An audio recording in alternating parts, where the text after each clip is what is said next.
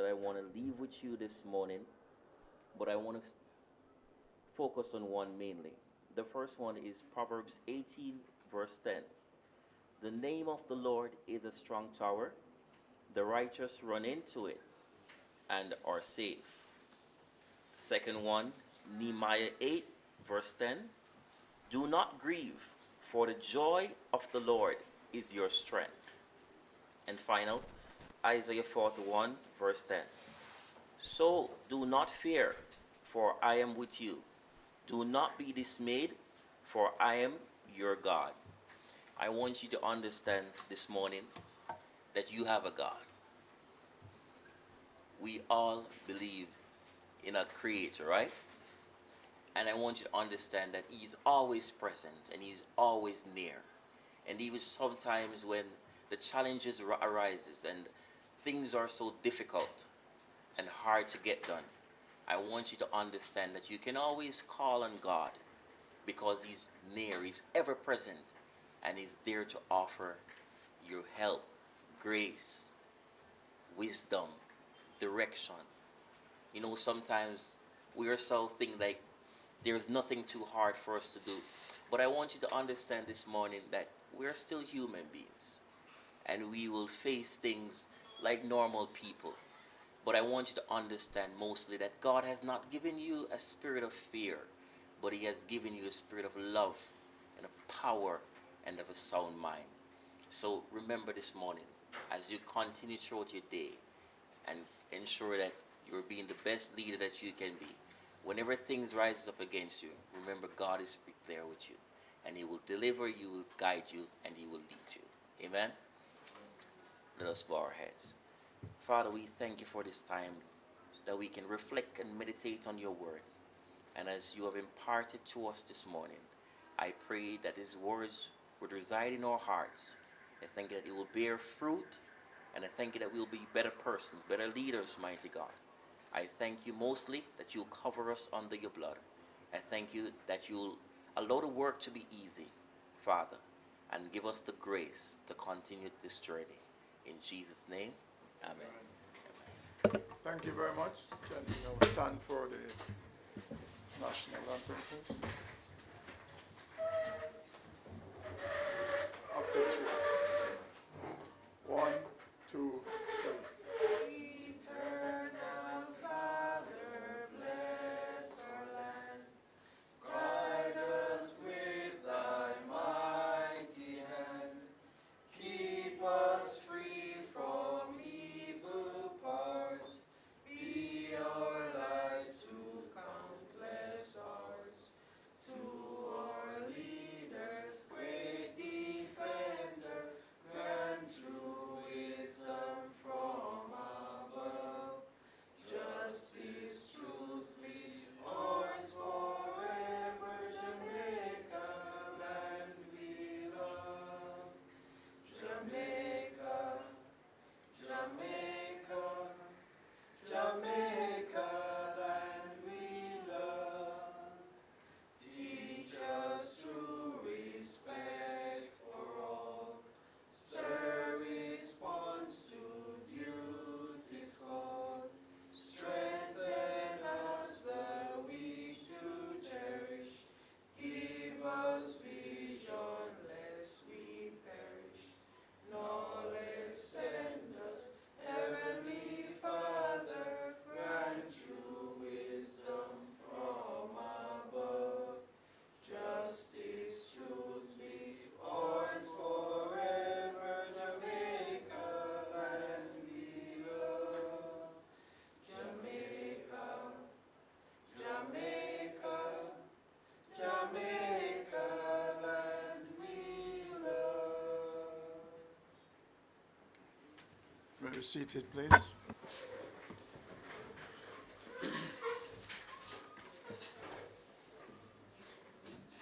Reverend Goodlit, as you have said, leadership is never an easy role. And us who are here can attest to that.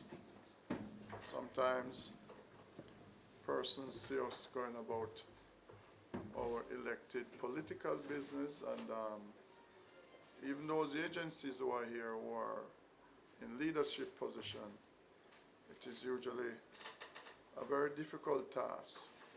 A task where you're called upon to make decisions in the best interest without any notice, without any warning on the spot.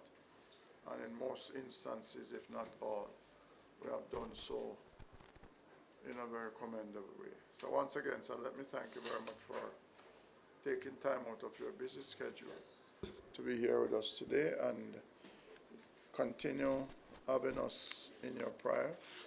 The city of Montego Bay is once again under a state of emergency, and for that we need your prayers for security forces and for law-abiding citizens. So once again, sir, thank you very much for being here. Thank you. Great.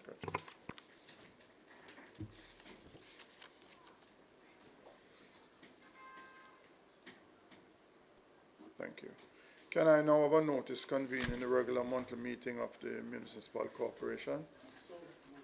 Thank you, Deputy, seconded by Councillor Lynch. Let me use this occasion to welcome each and every one here this morning.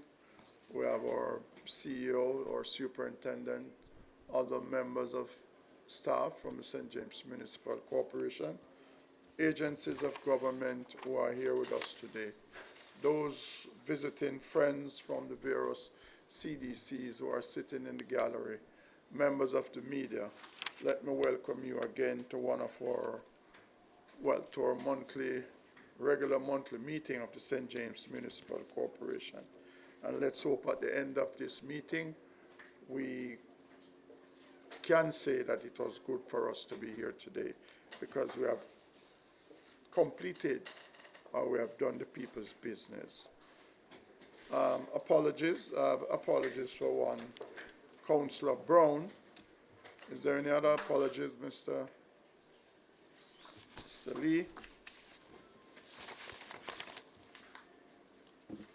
There be no apologies.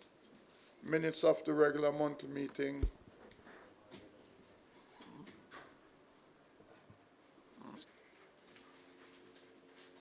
Of our monthly regular meeting.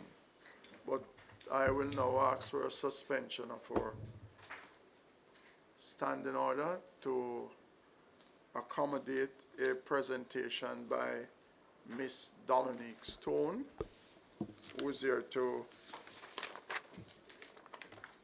brief us on a seminar that will be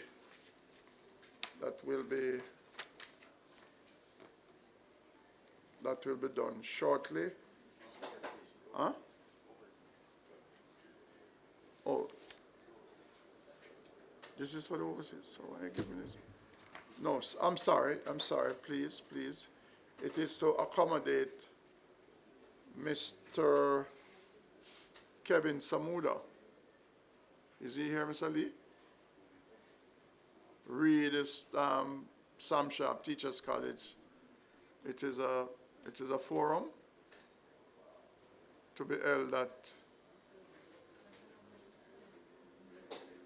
Mr. Lee. It looks like we are having some problem. Yes. Yes. Oh, so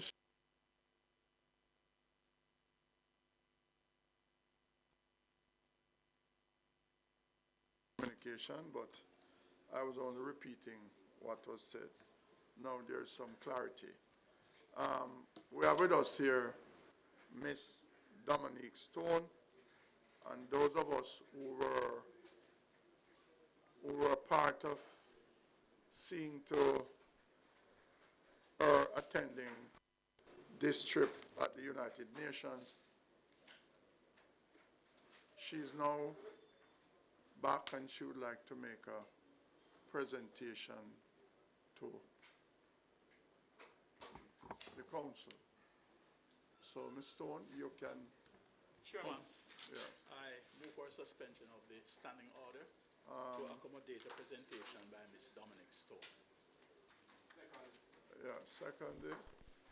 My eyes are not serving me well, but I saw two placards in the gallery there. Can somebody read from it and tell me what it is saying?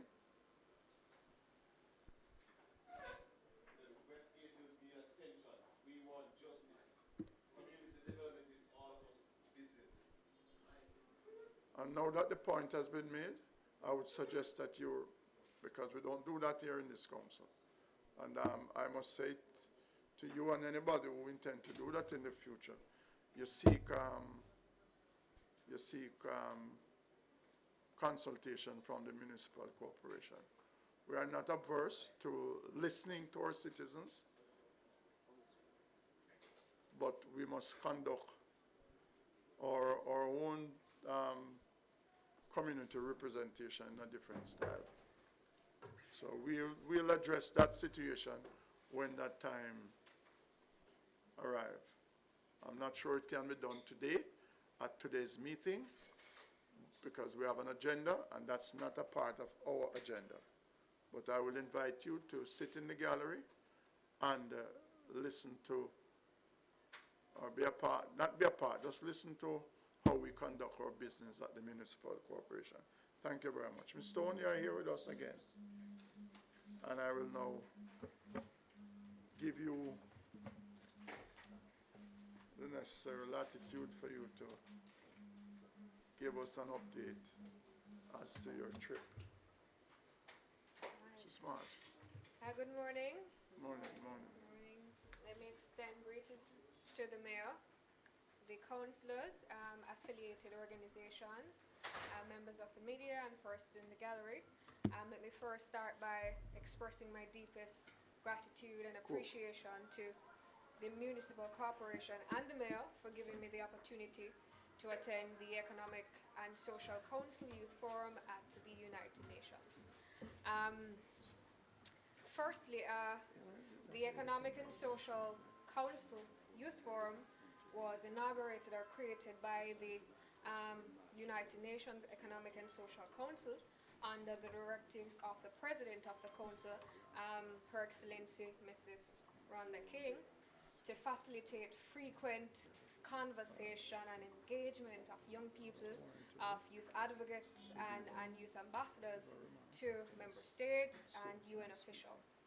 And I must say that it has evolved from 2012 to a platform that young people can come and share ideas regarding the Sustainable Development Goals, regarding climate action, and these reports that are contrived or that are formulated because of these conversations are shared with the high-level political forum that's usually held in July at the UN, and the General Assembly that's usually held in September, also at the UN headquarters. My personal reasons for attending were basically to share my ideas on a global level, and also to have dialogue with other young people around the world that are advancing the Sustainable Development Goals in seriously innovative ways. And I was so surprised that there were so many young people that were starting their own NGOs, starting their own initiatives to advance the Sustainable Development Goals in the smallest ways. And it really says something that it really doesn't matter how old you are, but it doesn't matter what passions you have and what your goals are. And these people have done so much for their country, and I was just amazed, and I was happy to be in their presence. It was really an exciting forum. So day one began with opening remarks from the president of Ecosoc, followed by opening statements from the President of the General Assembly, as well as UN's Secretary Generals on Youth and Envoy. And it was amazing that, this panel was female dominated, and that was, while we were in the trusteeship council, some of the other young women from other countries, we were just, cheering and chanting women empowerment, because it was amazing that this panel was filled with women, and most of the ministers of, say, education and economic growth, and youth, they were mostly women. And that was something that we felt really empowered to be there and just share with them, really. So after that, we had a brief roundtable talk. I was really centered around these ministers and youth representatives from organizations, just sharing how they are advancing the sustainable development goals in their country and the issues that they're facing specific to them in their region and in their organization. Afterwards, we had sessions, breakout sessions happening simultaneously, and attendance was really based on your personal interests. So I attended two forums. One was on Sustainable Development Goal 4 and Sustainable Development Goal 8. Sustainable Development 4 is on quality education, and Sustainable Development Goal 8 is on decent work and economic growth. And the theme of the session was decent jobs, future of work, and lifelong learning. First thing that we sought to do was to define what it meant to have a decent job. A lot of young people got the opportunity to share what their individual perception was of having a decent job, but afterward we found that these definitions missed some regions, they missed some countries, so we sought to have a general definition that included everybody. So some questions that came out of the discussion were, how do we give youths better quality education? How do we impact youths in rural communities? How do we build systems that include youths in global markets? And how do we ensure that school systems and curriculum is evolving with the workforce? And I believe that that's a very important question, because the world of work is evolving rapidly, and if our curriculum in schools isn't evolving with it, then some young people get left. They miss out on the opportunities because they aren't adequately trained or adequately educated on the now. So I found that was a very important session for me personally, because it impacted me a lot. And then some youth delegates got the opportunity to attend a forum at the German House as the United Nations Association of Germany, and they spoke about the Youth 2030 working with and for young people.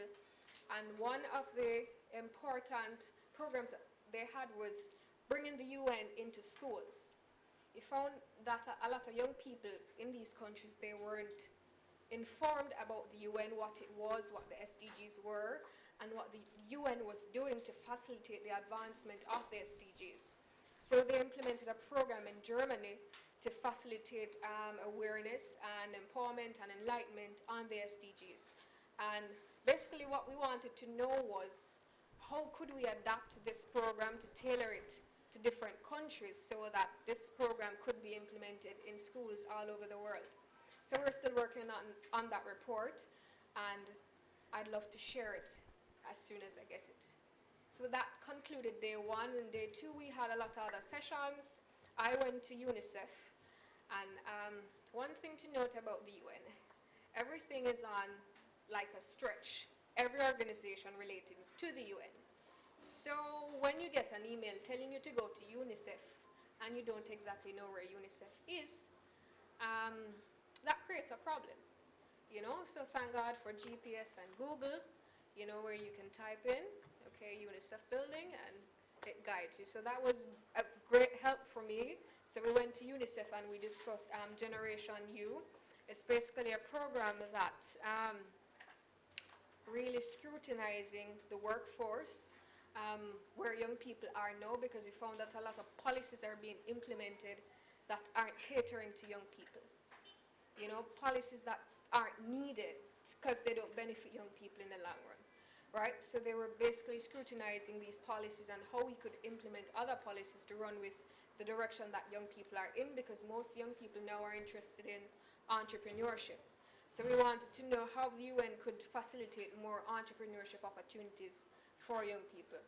So after that session, which was really good, we concluded the Ecosoc Youth Forum with closing remarks from the president of Ecosoc, and I must say that it was a very enlightening experience.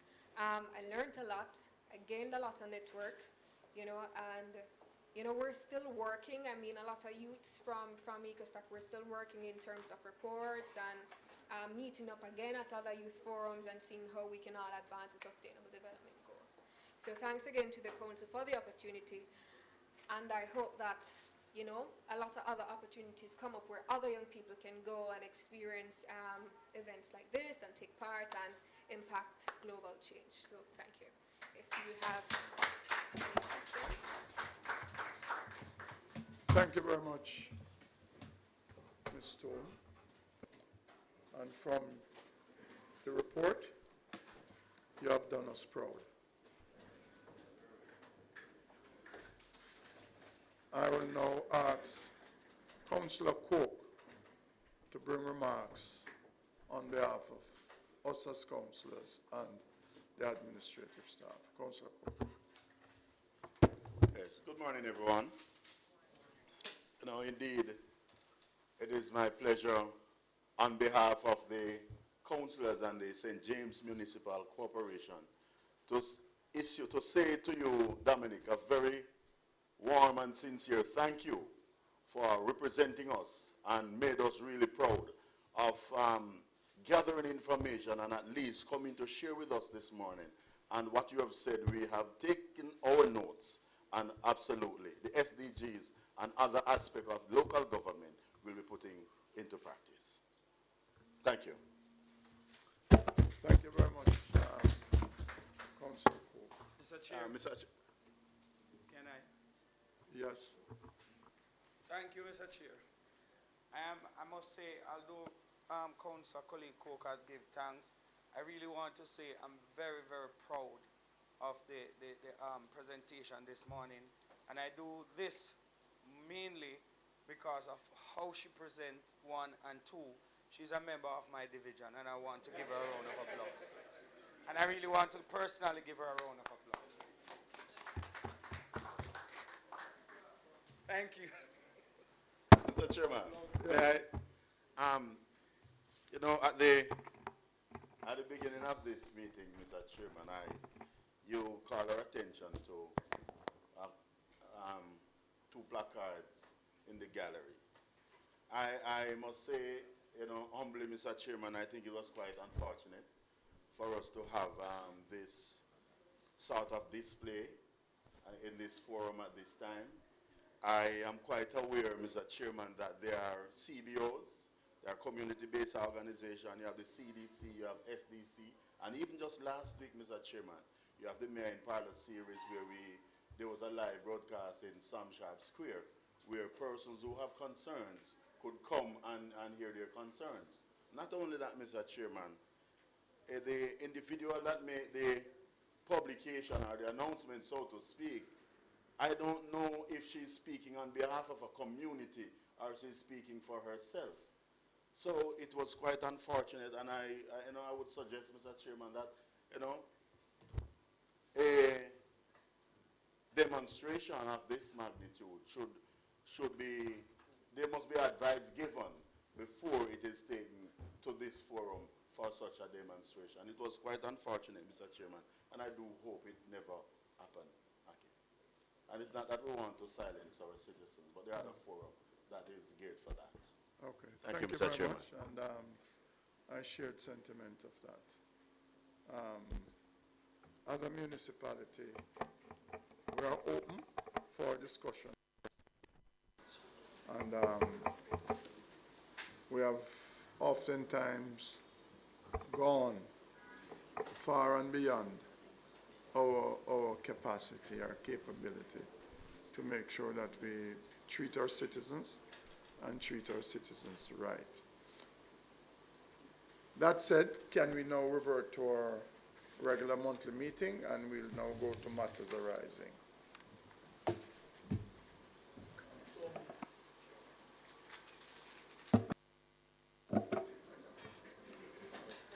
matters arising, yes.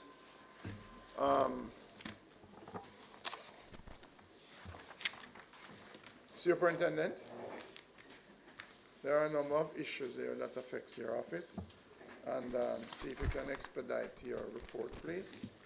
And councillors, take note, if there's any question at the end of the SUP's presentation, then you can ask your question or make your concerns known. SUP? Good morning, Mr. Chairman. Good morning, councillors. Good morning, officers of other agencies. Good morning, officers of the Municipal Corporation. Also, greetings to the members of the gallery and of the media. On the H5, South Gully, the contacts have been made. Before I explain regarding the contacts of the drag link, the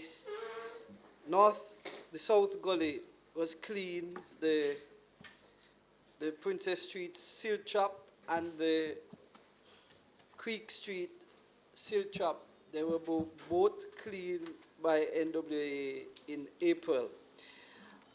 The drag link, the officers from Kingston, they have inspected the drag link and they are now in the process of sourcing the material that is required to repair same.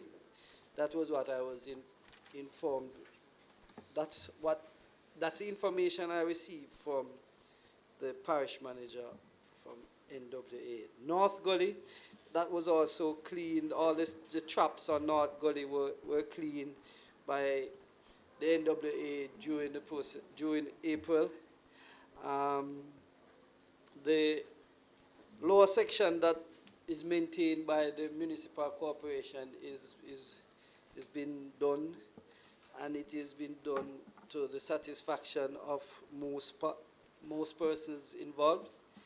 On the R55, roads within the parish, I received a report from NWA, and let me see if I can do the report regarding road rehabilitation.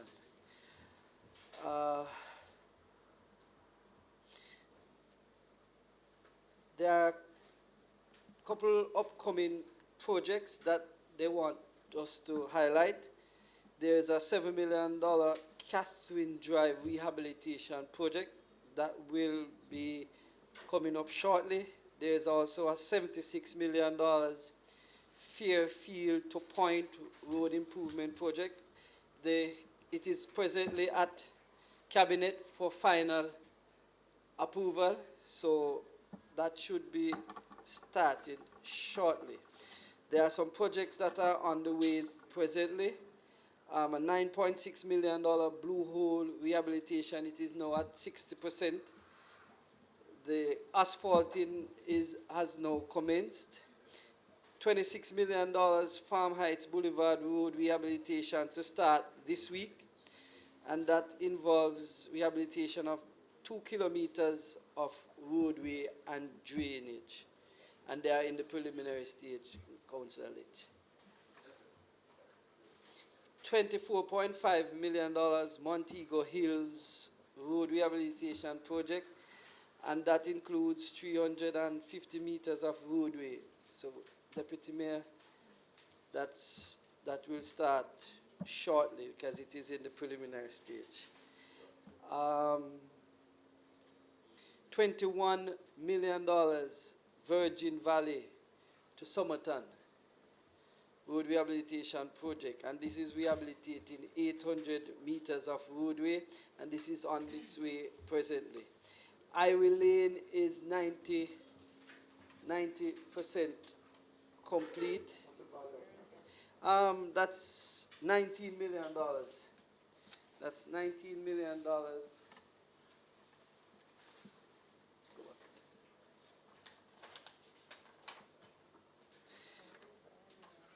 $19 million. Mr. Okay. 4.9.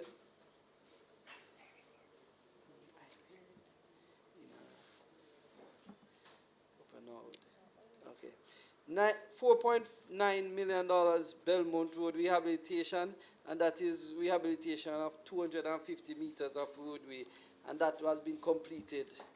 That was completed in March.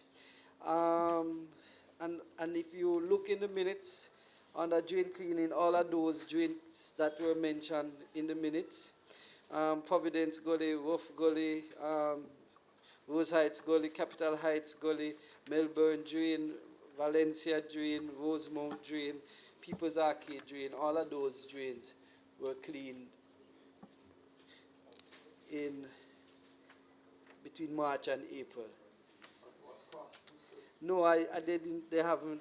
They didn't give me that report, Mr. Chairman.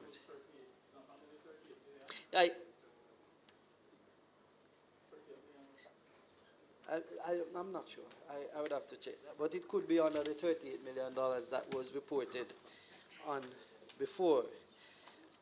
Under projects, roadways that were done by the council under the Parochial Revenue Fund, Church Hill Crescent was completed.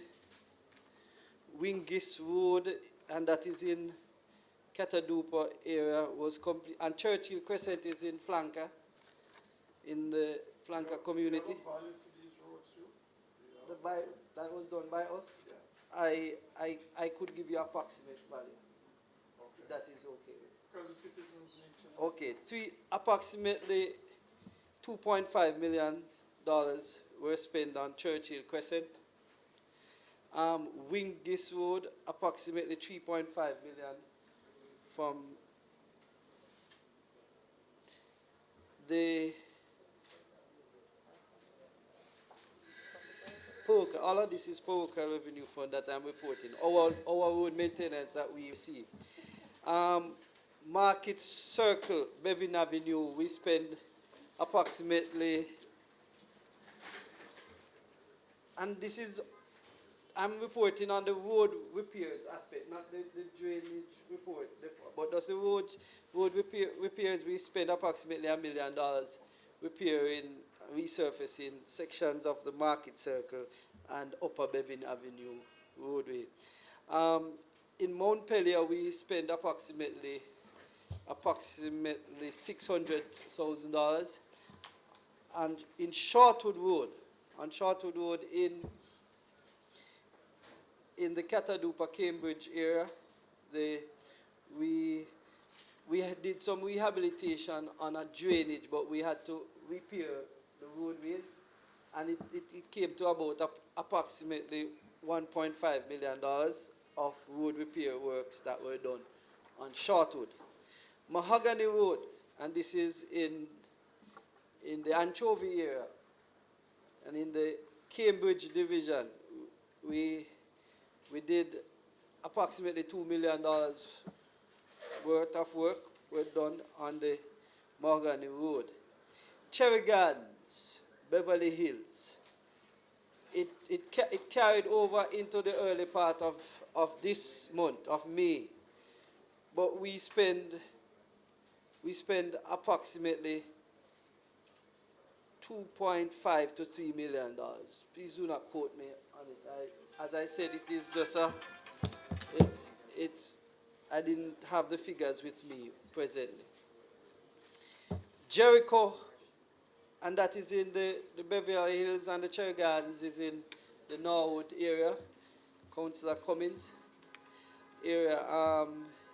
Jericho Road in the Plum District, we completed that roadway recently, and that project is costing us close to $4 million in the Jericho, and that is in the Welcome Hall division. Under the North Coast improvement, the Howard Cook the bridge at Howard, on the Howard Cook Boulevard. That is the one closest to the LOJ property, which has some defects on it. And I think the mayor, in the minutes, the mayor spoke to it that we will be getting a double Bailey bridge as a temporary roadway so that we can get the present bridge rehabilitated. And under that, the contracts is presently been finalized, so we are expecting for the project to start in this month, in the month of May, so that we can repair the defective bridge. And that is that will be implemented by NWA. Long Hill roadway, we are yet to do the overhangs because we have to make some arrangement with the police to close the entire roadway and to ensure that the alternative route is in order, and also to make some final arrangement to get the work done. And we're having a little bit of logistics problem because of there's some logistics issue right now. All right. Thank you, and that is up to the point where I'll take my seat, and if there's any questions, I'll try and answer. Thank you very much. Thank you very much, Councillor Cummings. Thank you very much, Mr. Chairman. Just one concern.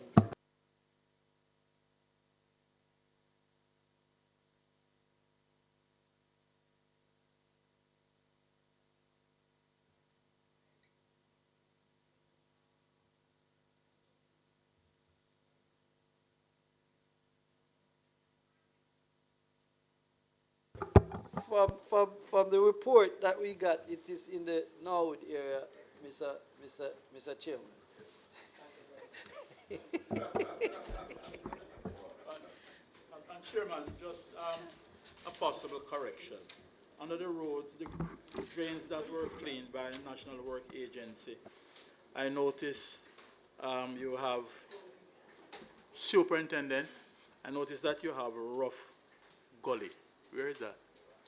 Well, that was what I think it is off of road, which is Right, so- in your area. Yeah, so I'm saying it's a correction that needs. It's rough road, not rough gully, rough road. All right. As I said, these are reports. Yeah, yeah. I think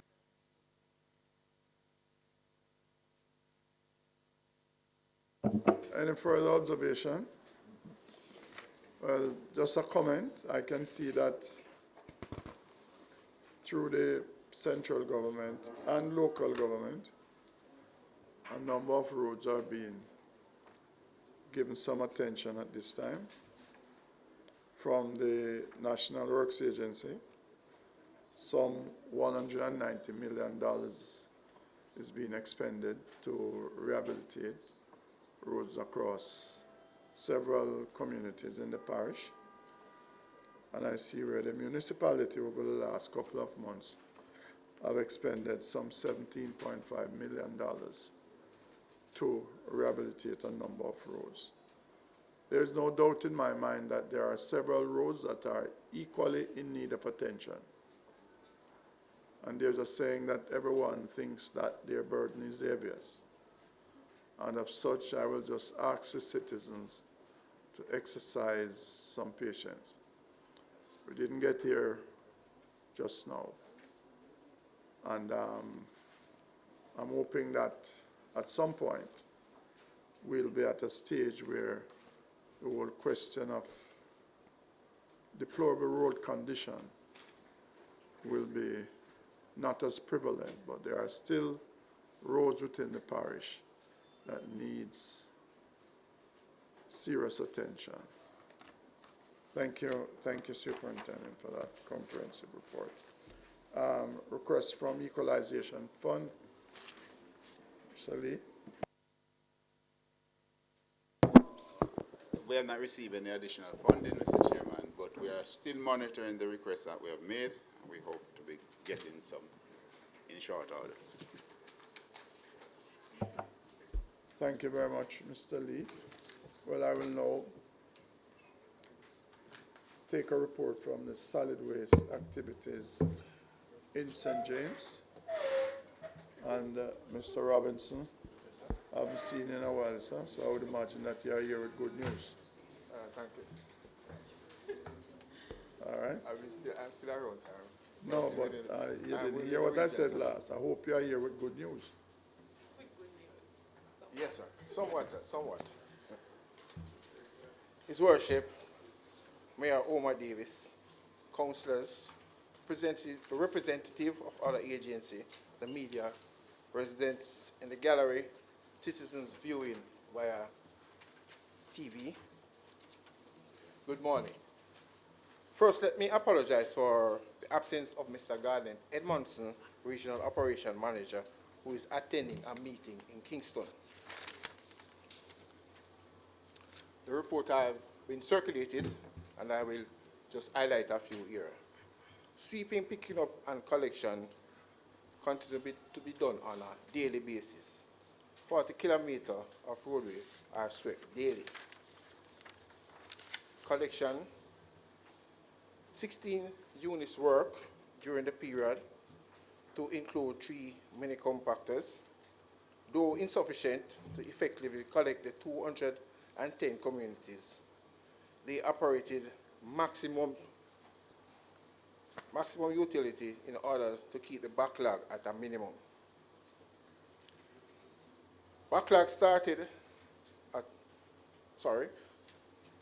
were high at the start of the reporting period. However, to the end, the backlog trended down. Pooling of resources from other regions such as MPM, SPM, and also from other parish in the region assisted with the trending down of the backlog. Below there is a chart. Approximately 11,662 tons of solid waste was removed from the parish during the period.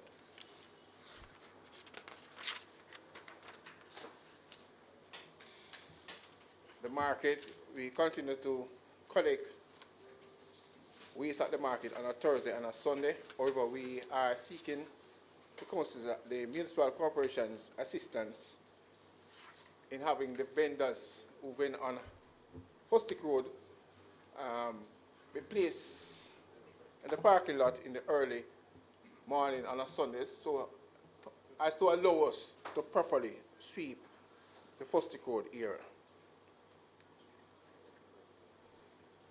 We applaud the municipal corporation for the cleaning of the drains. However, we are asking that the stuff that are removed from the drain, that they be removed in as shortly as possible.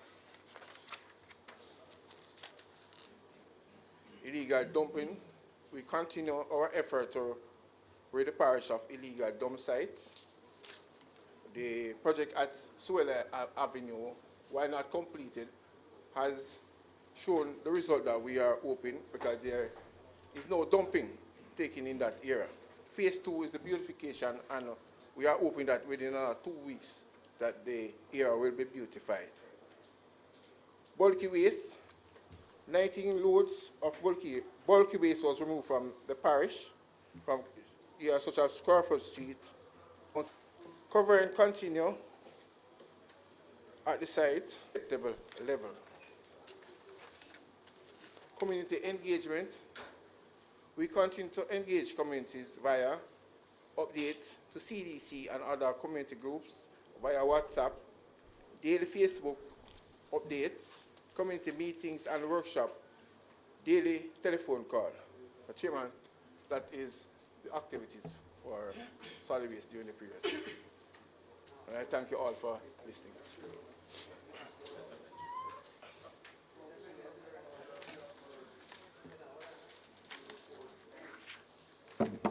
Councillors, now that you have heard the report from Mr.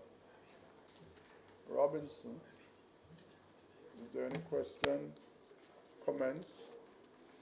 Councillor Troop, you are recognized.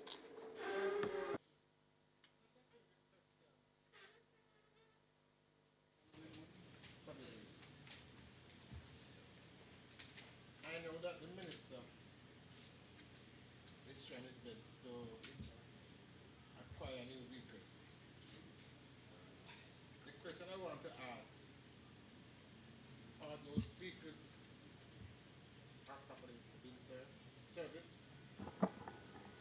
Because Chairman, I'm not the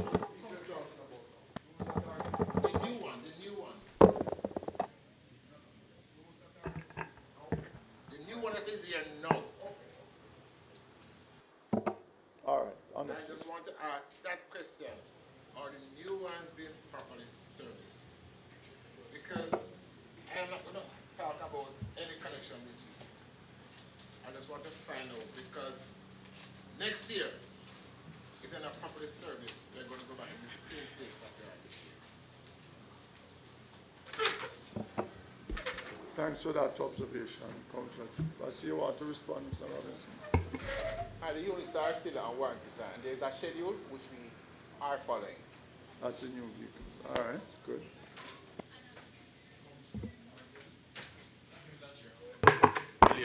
But couple questions, sir. Do we have adequate trucks to service Western Jamaica? That's the first question. And depending on the answer that you give, I have a follow-up.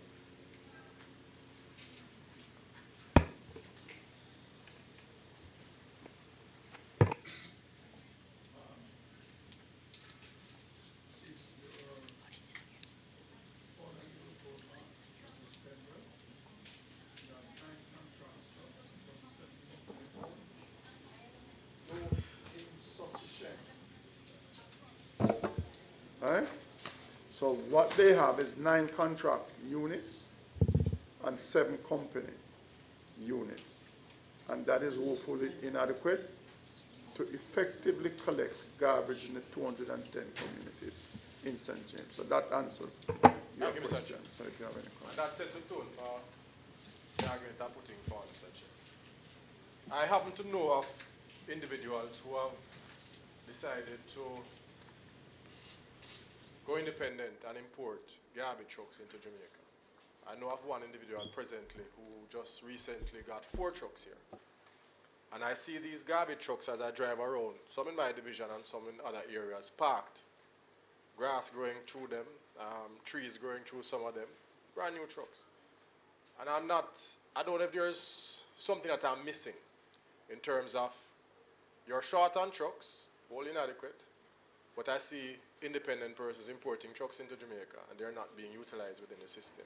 So is there something that's happening that we don't know? Is that your plan is to fill the void through the government services and not go independent, or what's going on? Because as far as I know, I have counted, just yesterday, I counted 5 garbage trucks in more than 3 locations, licensed, brand new, grass growing on them, not being operated. Pardon? Brand new second hand. You know, Councillor Magan, to be honest with you, I would not buy a garbage truck to work for government. That is a problem. No. That's a personal decision. No. But I'm sure that most of these persons that have garbage trucks park them for that simple reason, because you have to be able to can withstand 3 months. Right? So a number of persons just refuse to have their units work for that length of time. And not to take tail out of school, the point about it is that, you know, the turnaround time for payments, gas station don't credit your gas more than a week, because every delivery of gas is COD. So that's a part of the problem, and most garbage collectors would prefer to work with the private sector. And sometimes the requirements that is required, that is needed to have these trucks in operation, a number of persons won't go through that process because you have to be NCC qualified.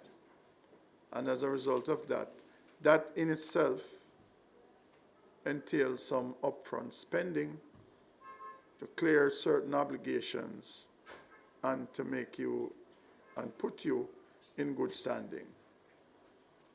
So that in itself might be one of the reasons why these trucks are seen all over the place and not in a position to take up the government's requirement to be employed with them. But it is no doubt that it is something that, you know, government have to look at and look at something as essential service. And I think that garbage trucks are essential service because they are keeping the environment. And I would say that, you know, the rules that governs, in my opinion, can be relaxed somewhat to allow, you know, these young investors to get involved in a meaningful way in collection and disposing of garbage. Yes, Chief Public Health.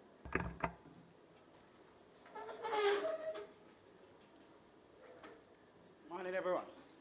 Morning. I understand the challenge that the solid waste has with trucks and how they probably will have to deploy them. Challenge we have as a health department is the frequency of collection, especially in the food establishment in and around the town. And I believe that you just want to see a building is closed. Clothes, shoes, whatever they are selling, when it is closed, a food establishment that replaces it.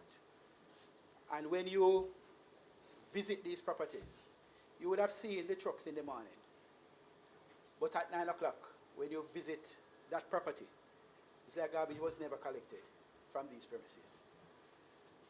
We see the results in the rodent situation that we have in the parish. In fact, I go further.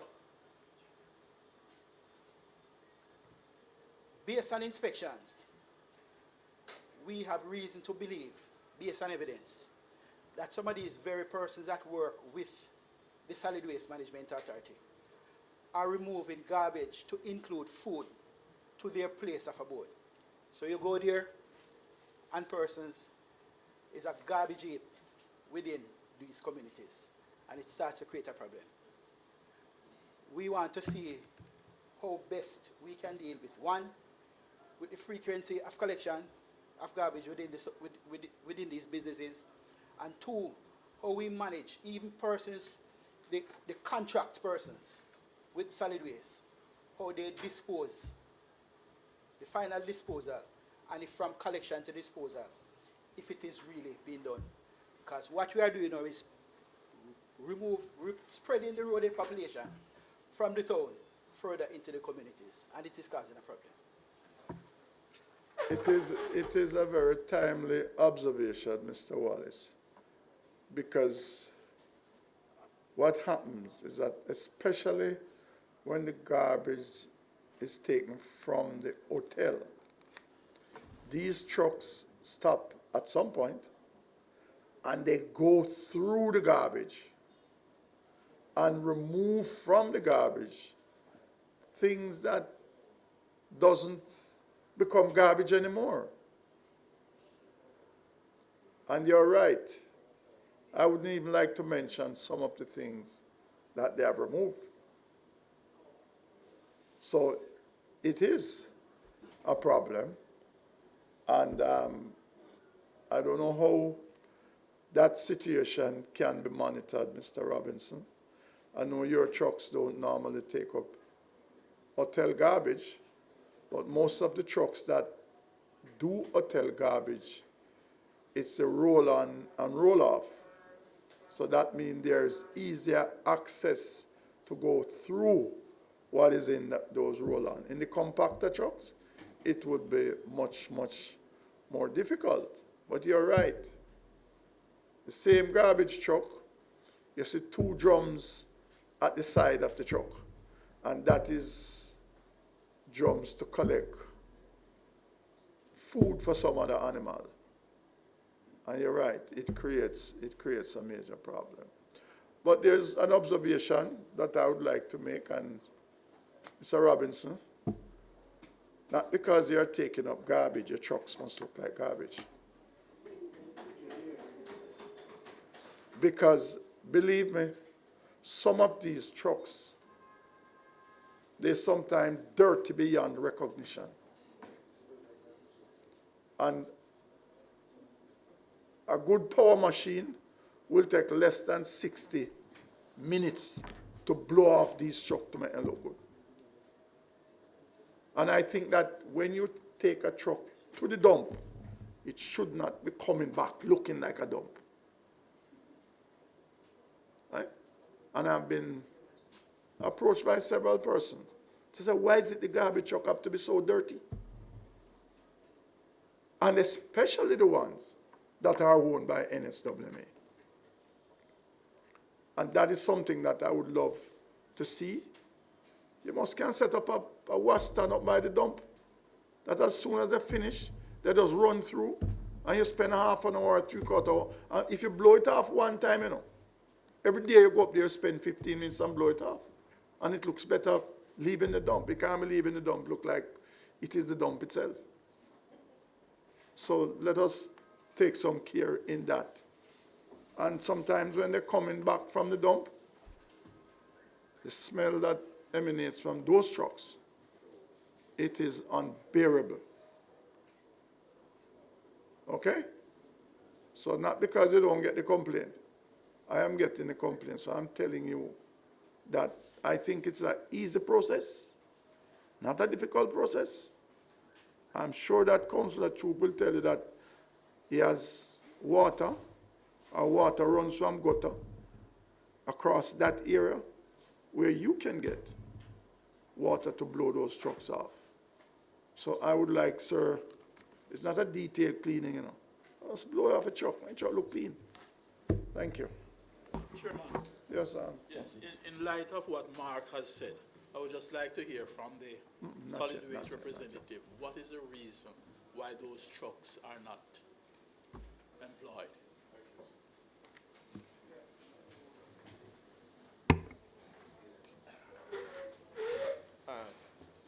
Chairman, to you to Councillor, I think the mayor did outline what were some of the challenges. I don't know which trucks specifically Councillor Magan spoke to, right? So, but there is a process which the mayor went through in terms of if you acquire a compactor, then you're required to have an NCC certificate, right?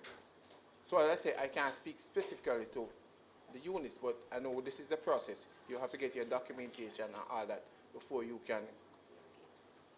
we can engage you, your service. Right?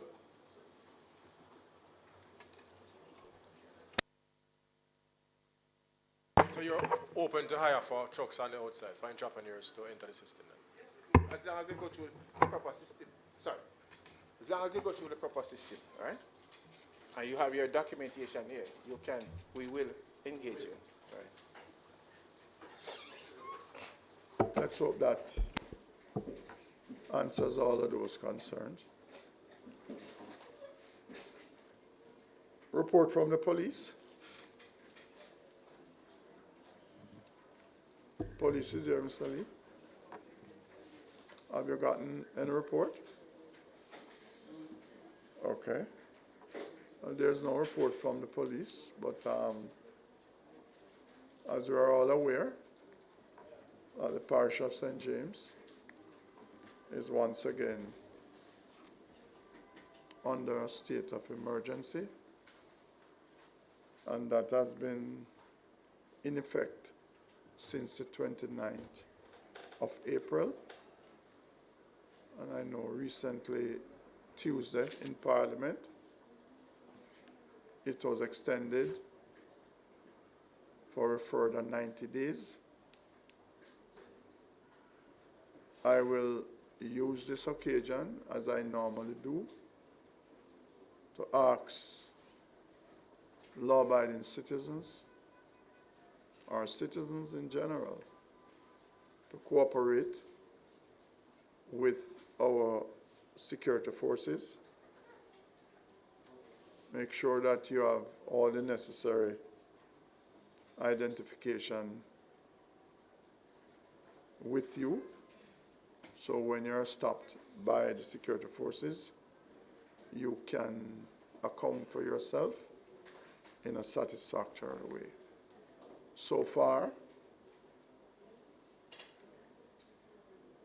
since the commencement, I know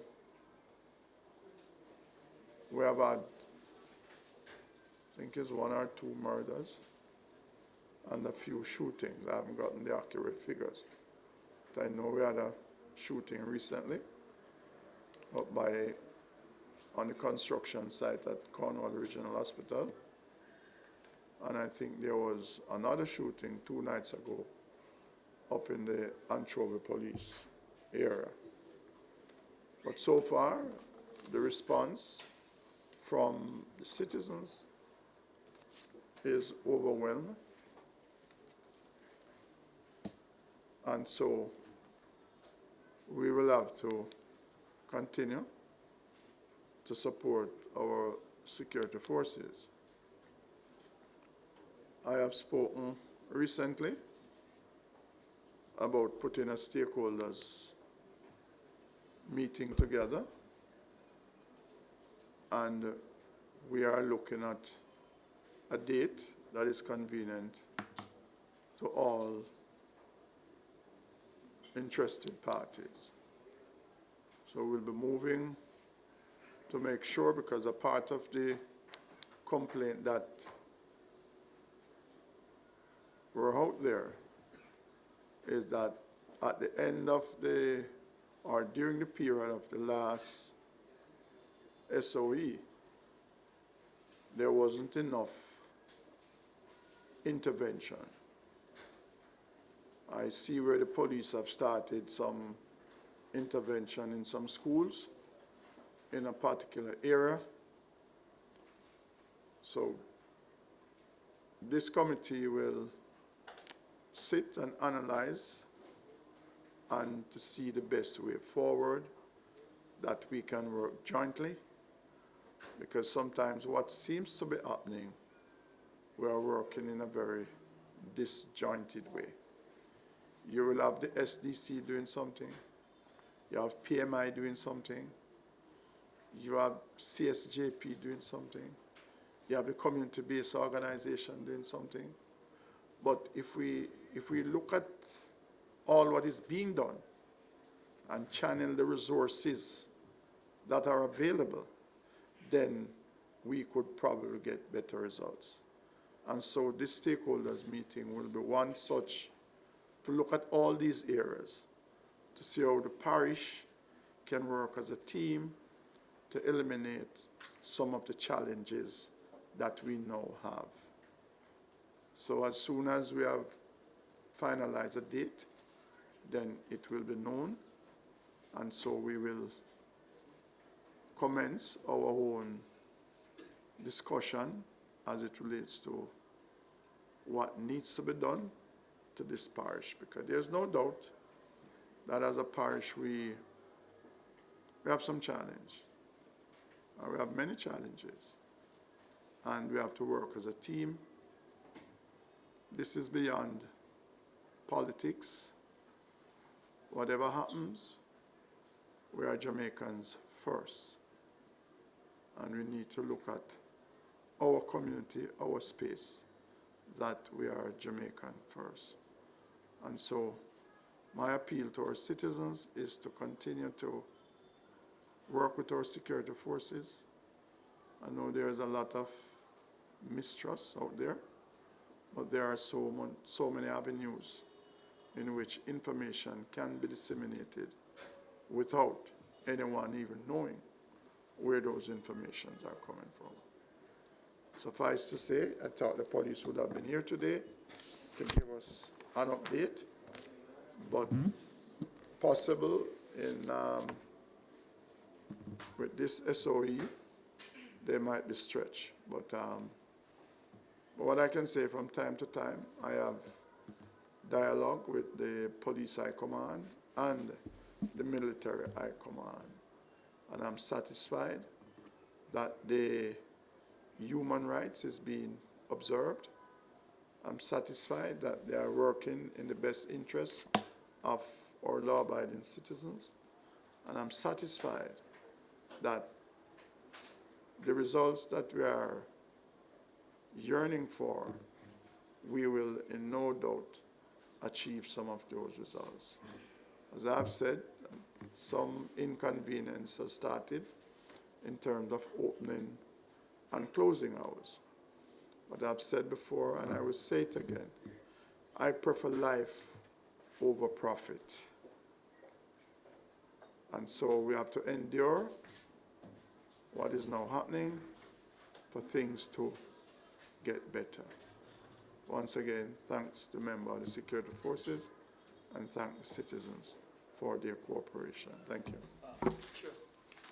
Thank you. Chairman, Yes. I think there needs to be some clarity on the state of emergency. I'm not sure everybody is au fait with what is happening here. My understanding is that initially it is for 14 days, and then the government needs to go back to Parliament to seek an extension, and there needs to be a 2/3 majority to get the extension. Yeah, that has been done already. That has been done. The extension has been done on Tuesday. Okay. The 14 days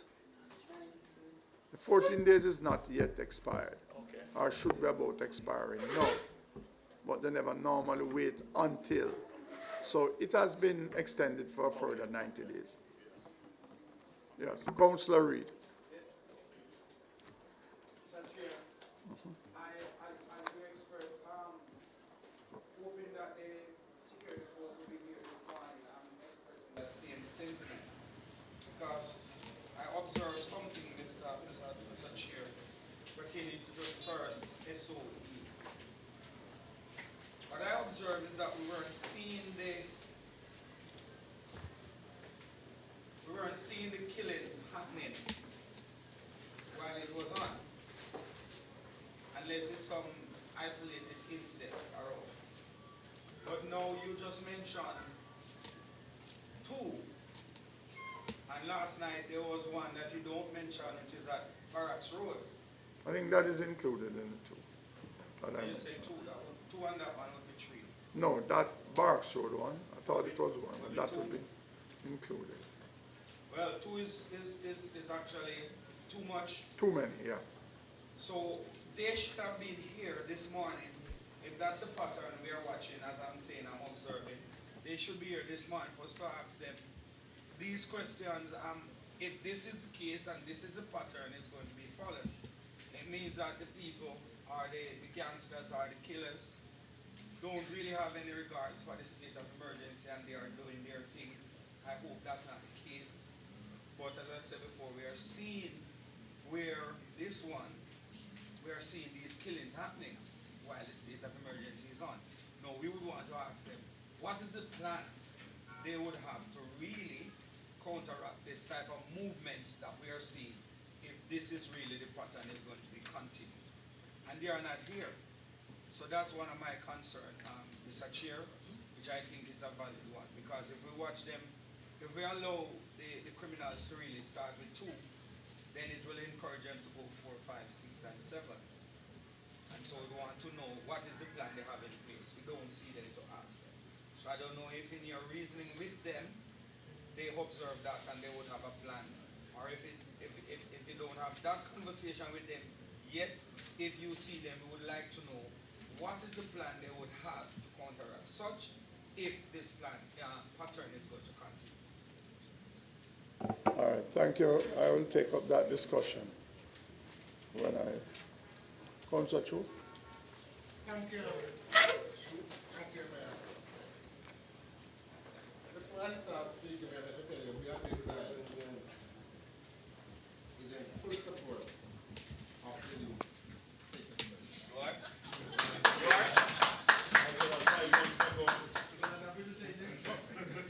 Your Worship, I have a concern. Although state of emergency declared in St. James, Hanover, and Westmoreland, I barely see any police officers or soldiers within my community.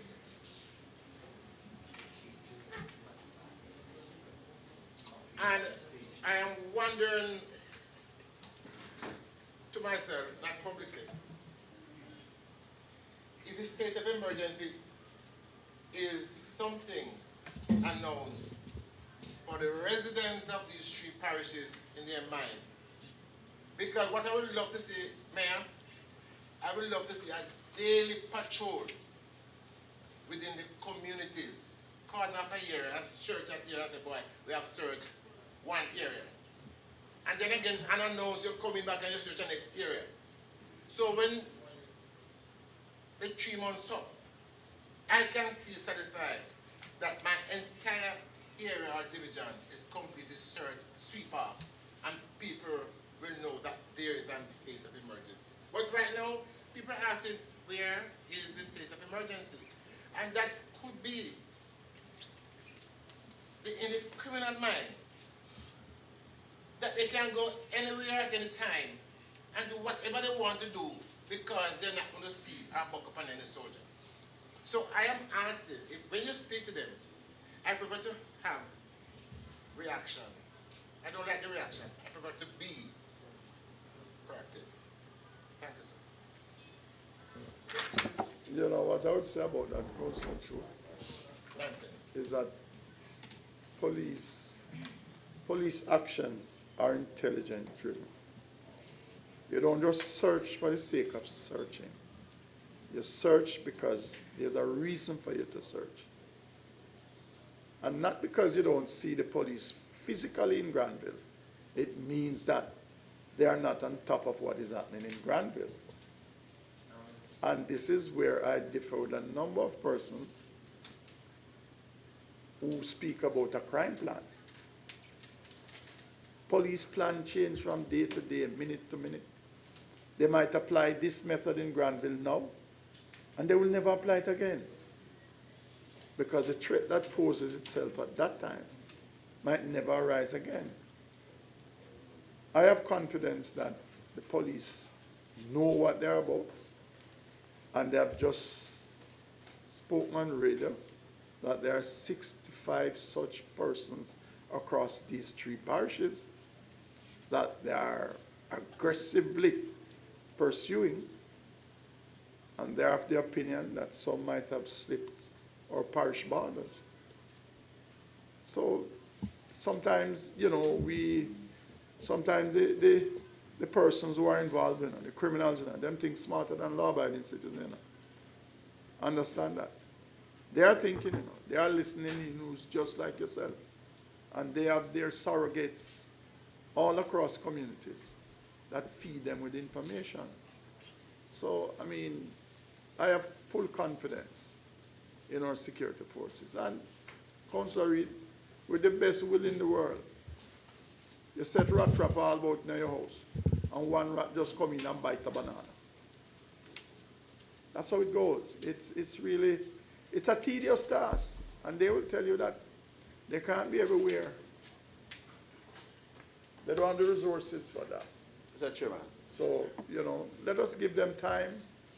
I have confidence that they will deliver. They will give us the desired result. Yes. Mr. Chairman, I see my colleague, Councillor Choop, left the chamber at this time. And it is really, was good to hear him speak of the state of emergency and his expectation of the state of emergency. And while he was at it, Mr. Chairman, I would have loved the very same way that the minority declared that they would not support the continuation of the state of emergency some months ago, to at least realize and acknowledge the blunder that they have made and at least apologize, Mr. Chairman. Because it is as a result of that backward step that we are here discussing the state of emergency and a few murders that has taken place in recent months. And not only that, the fact that murder has skyrocketed in these parishes in recent months. So in addition to him, to my colleague wanted to see the police in his division, at least Councillor Chu should have been standing here this morning to apologize for the stance they took for not to support a continuation of the state of emergency. Because when we come to this house, Mr. Chairman, this chamber, we must realize that we are representing the people, and we have to stand on the side of the people and stand on the vote where the persons were calling for the state of emergency when they reject and ignore the voice of the people. As city managers, we should listen to the people and act in their interests. Thank you, Councillor Cole. Mr. Chair, may I? I'll take you for the last time, and I'll recognize Councillor Crawford, and I'll end this discussion. Last time on this topic, sir. Yes, sir. Thank you. I hate to know that I have to stand up twice to talk about this. That's sure you have some strength, eh? But Mr. Chair, I don't think it is fair, based on my colleague, what he uttered just now, about apologizing for not supporting it. What we learned at that time when the opposition, and as I said before, I hate to do this, but I have to do it. What we learned at that time, when the opposition did not support the state of emergency, what they were able to convey to us, and to suggest and to say to us, and when we look in our own self and to understand what they were saying pertaining to picking up young people and locking them up for 6 months without charging them, having 4,000 persons being detained, and you could, can I be guided, please? Mr. Chair, Councillor Reid, you allow no, Mr. Cook no. to speak. Councillor Reid, Can I speak? Councillor Reid, when you come here, you understand that you are speaking to an informed group. These over 4,000 persons were picked up over a 12-month period. And if you do the maths, you will see there wasn't a mass picking up of young people. They were picked up and processed within 36, 48 hours. Those who weren't of interest were out. I agree that it creates some, I agree that it creates some inconvenience. Okay. Right? I'm not disputing that. But old-time people have a word to say, if you want good, your nose have a run. And probably that was a part of it. I mean, you know, we speak about those, but what about the families who have buried their loved ones? What about the next of kin of those loved ones? Eh?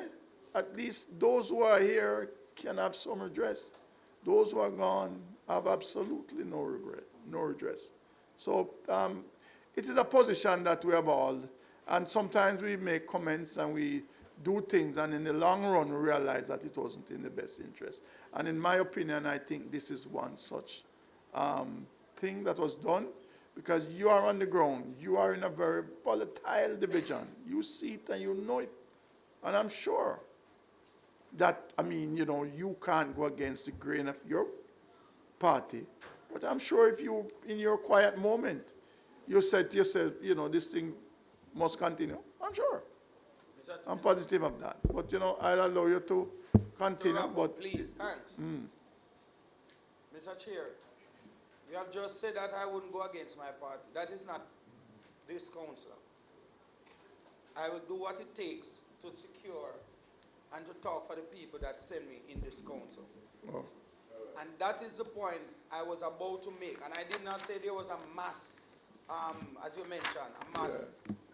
I am saying the stat says 4,000 persons was brought down, and only 100 and something was charged. And they were charged for knives and tickets, and in other words, they weren't even charged for the real thing that they were brought for. The big so I'm fish not too. even talking about that, Mr. Chair. And in addition to my division, they were down there by probably the hundreds. So I have all right probably not to support it, because they were brought down like dogs in trucks, and then they were let out how much o'clock at nights. You know, but I'm still not talking about that. What I'm saying, you know, Mr. Councillor Reid. Just at this point, you know what I would suggest at this point?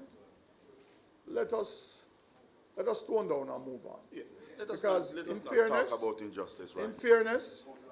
in fairness, you have seen it. All of us have seen it. Something needs to be done. And something is being done now. Let us give our attention and our support to what needs to be done. We are here to represent our people, of which the majority of who we are representing are on the side of the law. Councillor Crawford, just let me hear. Morning, Mr. Chairman. Yeah. It was just a little upsetting to me when I sat here this morning and heard the member Michael Chu, who was happy when the state of emergency ended the other day, who was rejoicing. Mr. Chairman, people don't take this place serious because we whiffle waffle with this kind of foolishness. All right. He was rejoicing about the end of the state of emergency. He was And happy he's when it here started, now. but I yes, guess. man. Yes, we can parade again and we can stay out till 12 o'clock and we picnic them can run up and down and not go to bed till late, and looseness being justified by a councillor that should be a leader. And then coming here this morning now and saying we need more police, we're not seeing police. Which side of your mouth you're talking out of, Mr. Chairman? Today you say done, we're glad it done. Today it come back and it's not good enough.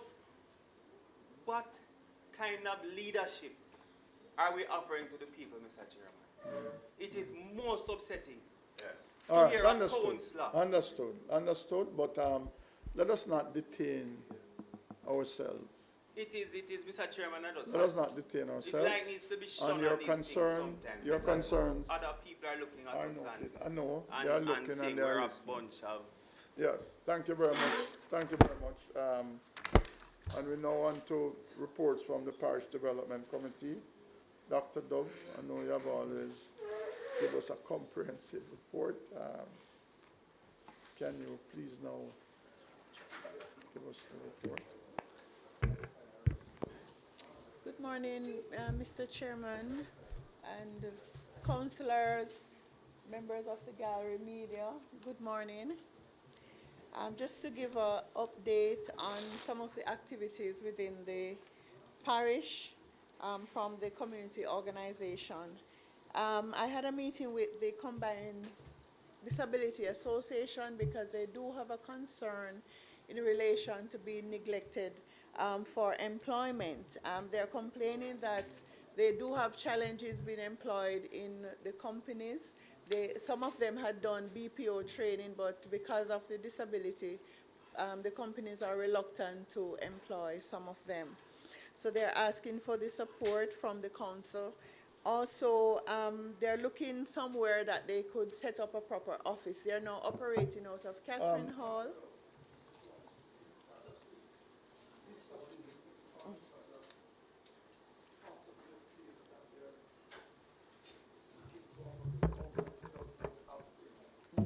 Does not have the facility. I mean, you know. Right, yes. Yeah. It's one of the members' house that they're operating out of in Catherine Hall. Yeah. That's where I actually went there to meet with them there. So they're seeking help in having a proper place so they can have an office. They had many suggestions about self-employment. For instance, there was a suggestion from the president.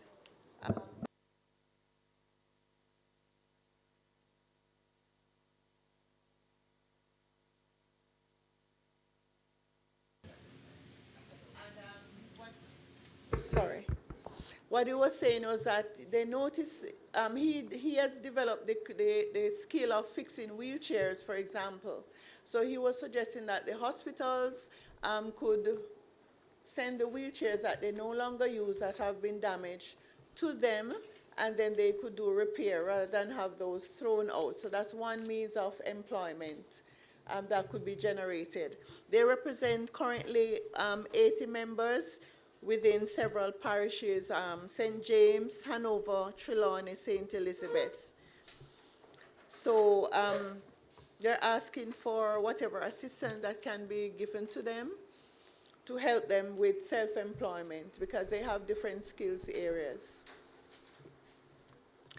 And just moving along, I had announced some months ago about the fire warden program that we want to start across the communities. That has not yet gotten off the ground because I'm still waiting on the fire brigade department to come back to the PDC with a schedule so that we can start.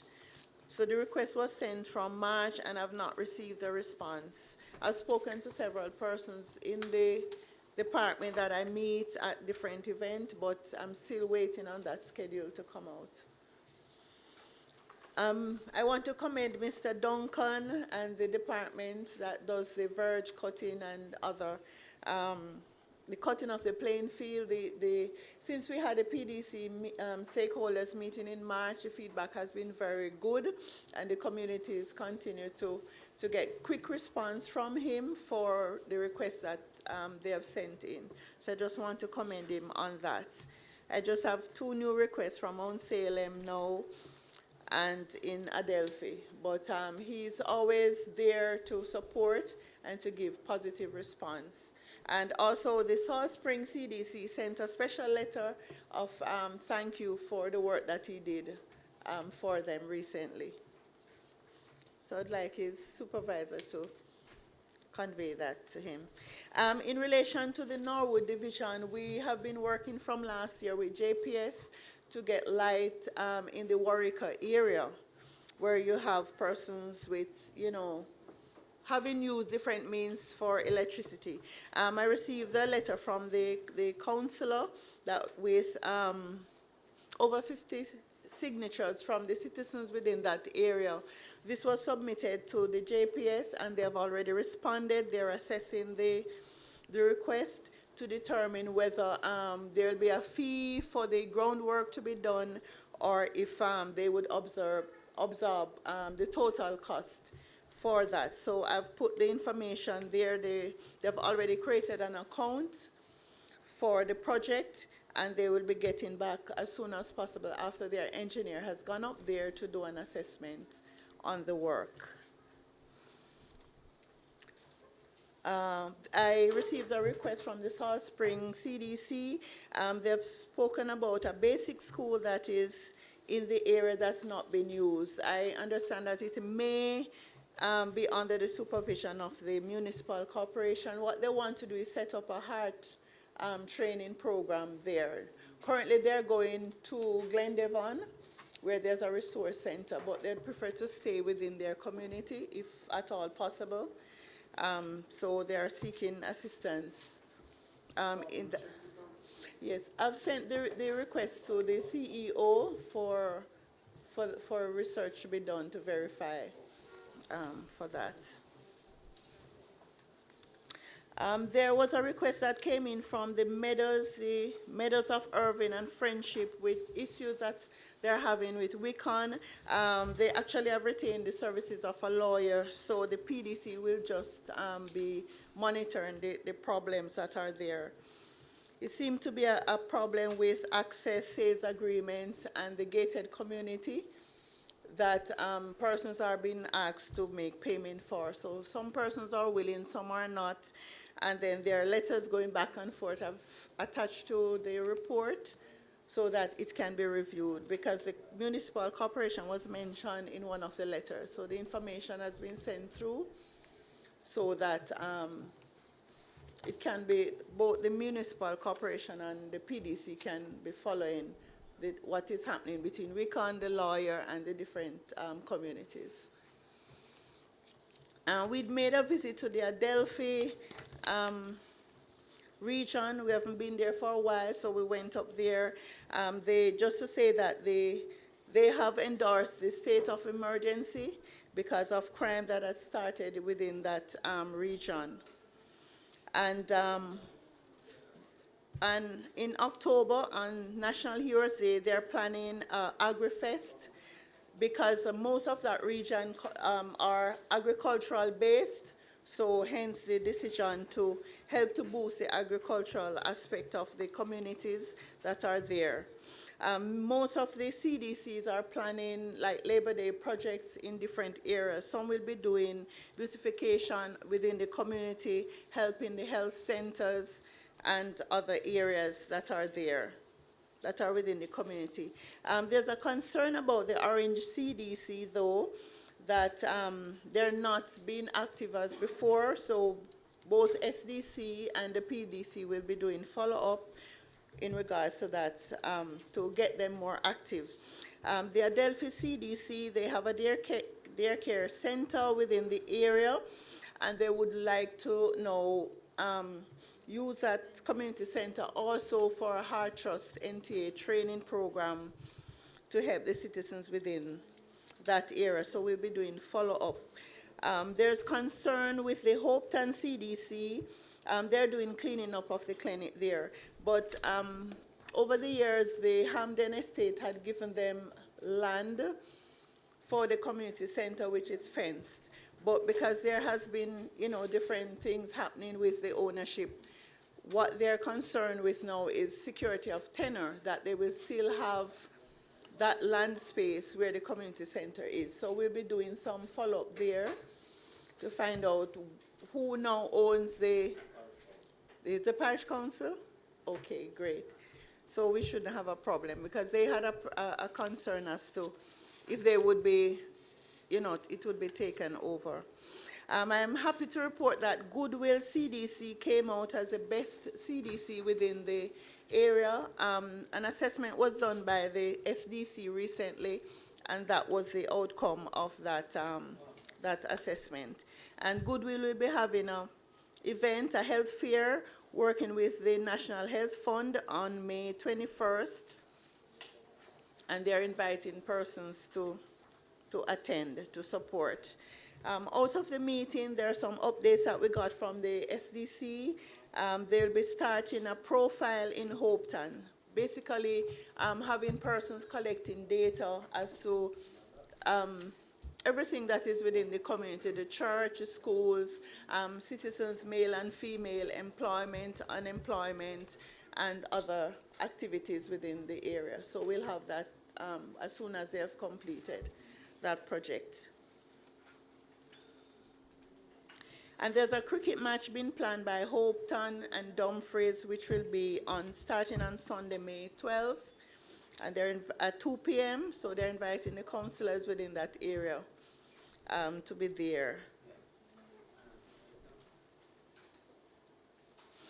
An assessment will be done at the Somerton CDC as well by SDC, because they are not as active as they ought to be.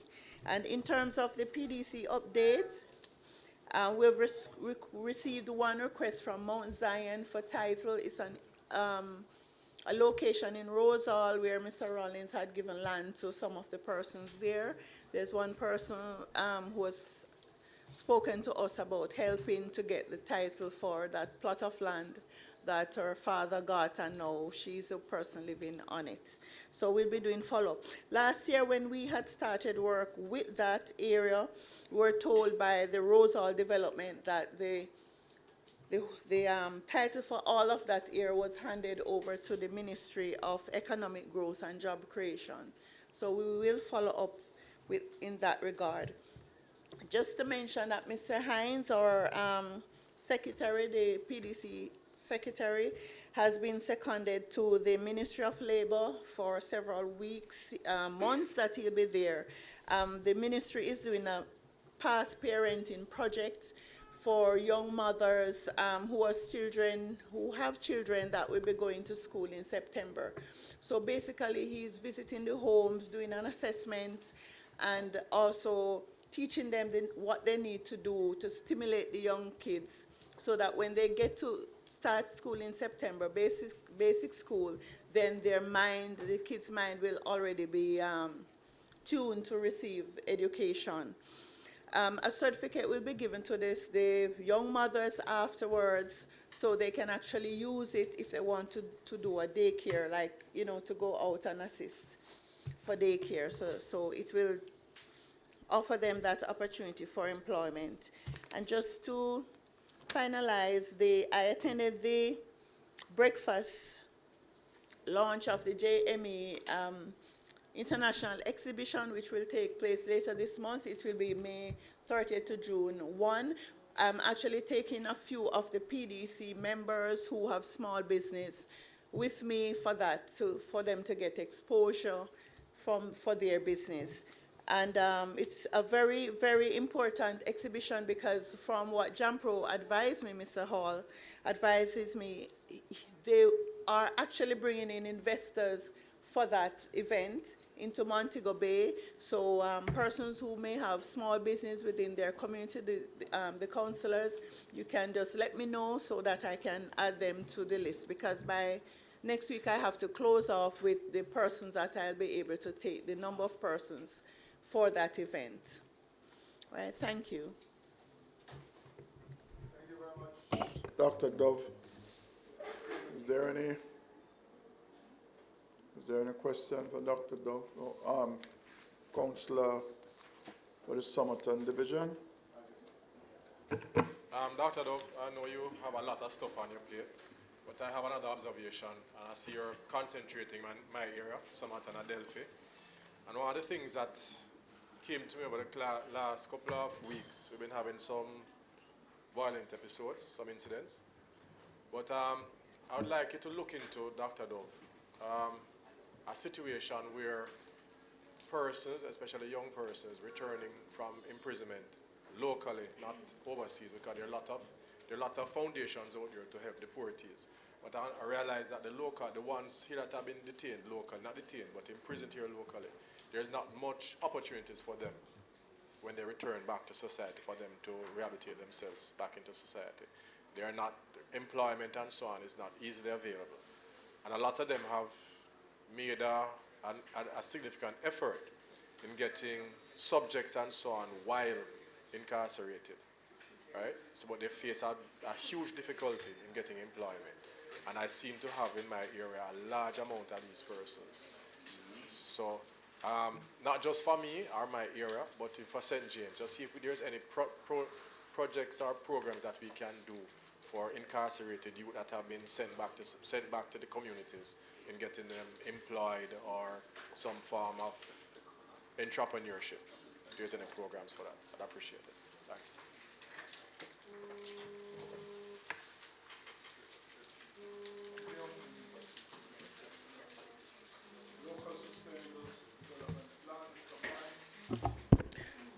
Thank you. Thank you, Mr. Chairman. We are commencing the preparation of the plan, Chair. As stated, we are in the process of searching for a project manager who we intend to have employed by next month. So that process is underway as the approval has been granted by the council.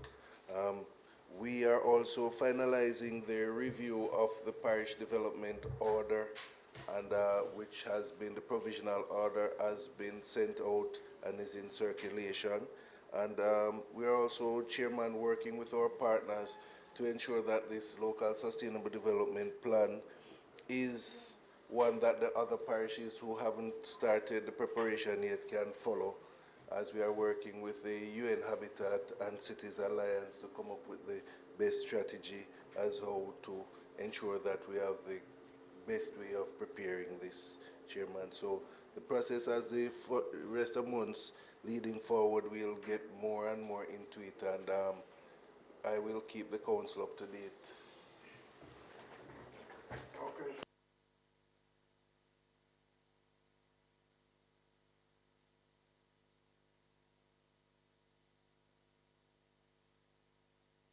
Any question for our Director of Planning?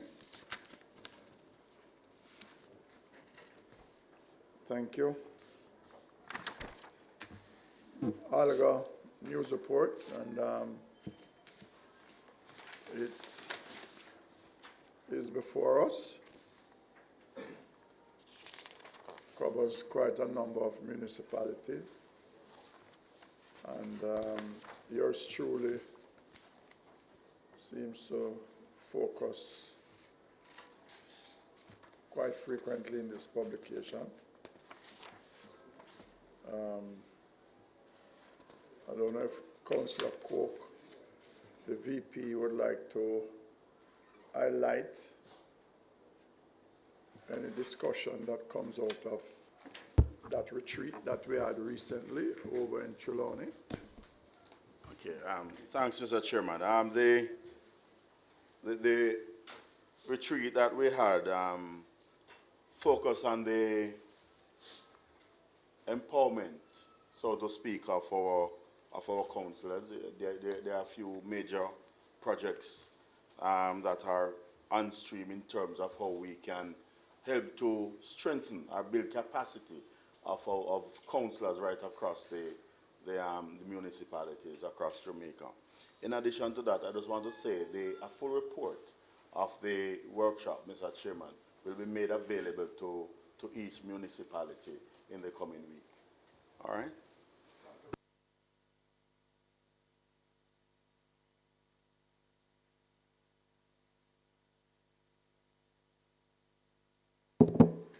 Thank you, Mr. Chairman. The LPAC is scheduled for the 13th of May, and so at that time I'll be able to give a report as to what transpires. Okay, thank you very much. Report from the St. James Fire Brigade.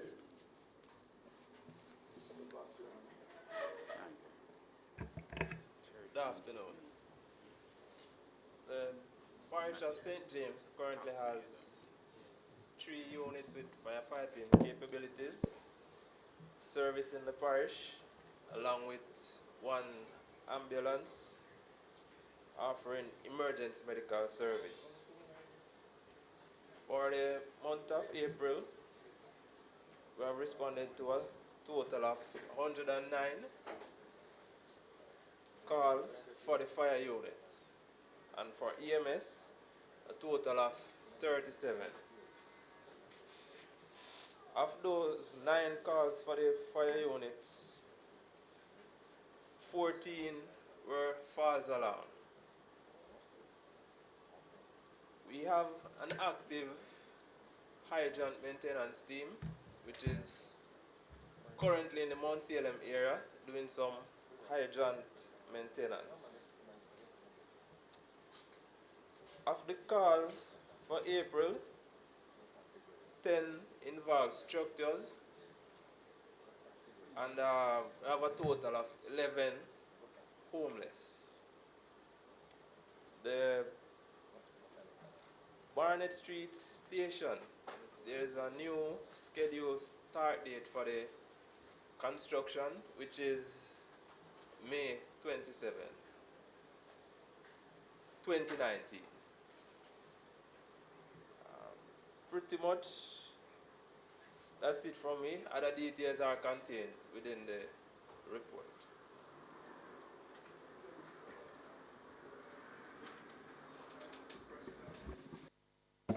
Is there any comment, question for the fire chief who is here giving his report today?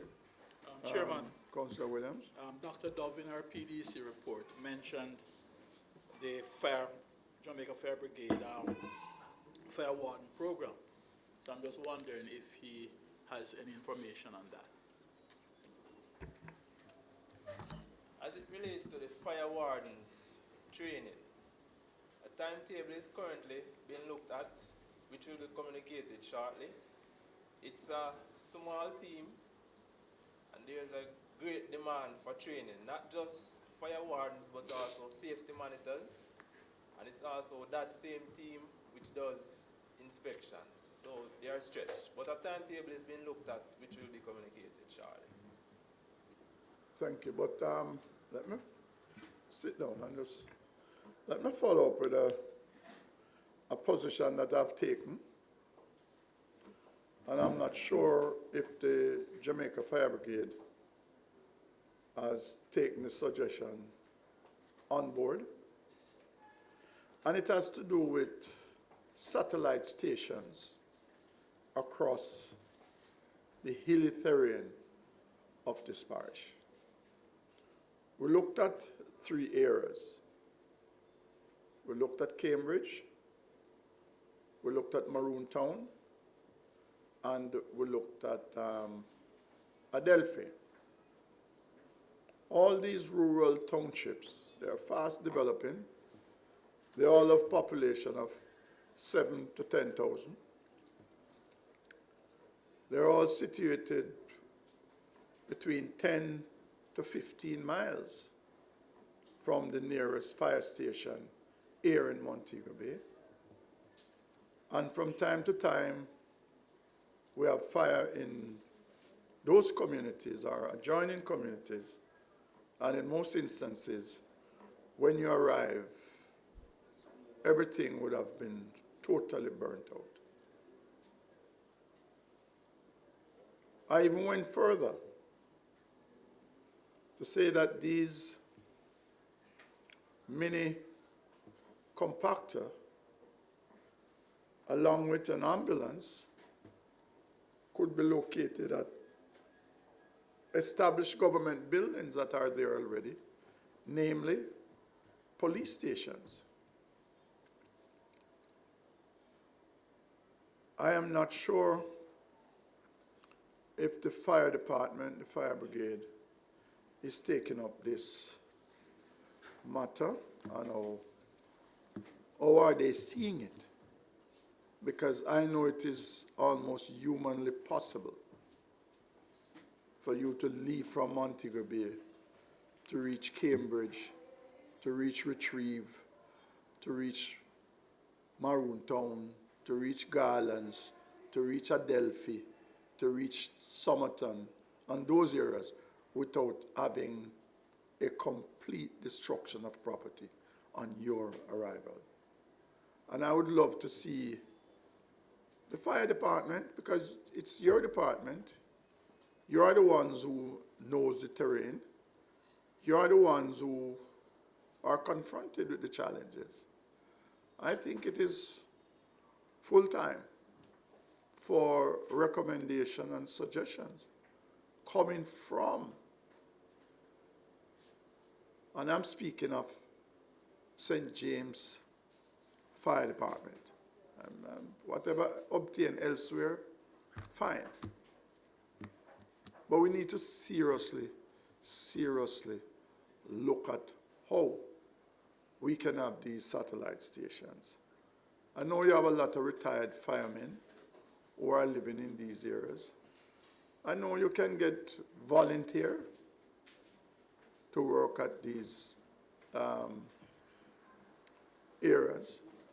So, you know, I would, outside of my call as a mayor and as a political person, I would like to see civil society taking up this issue also, especially the people from those communities. And Dr. Dove, as the PDC, which traverse the parish,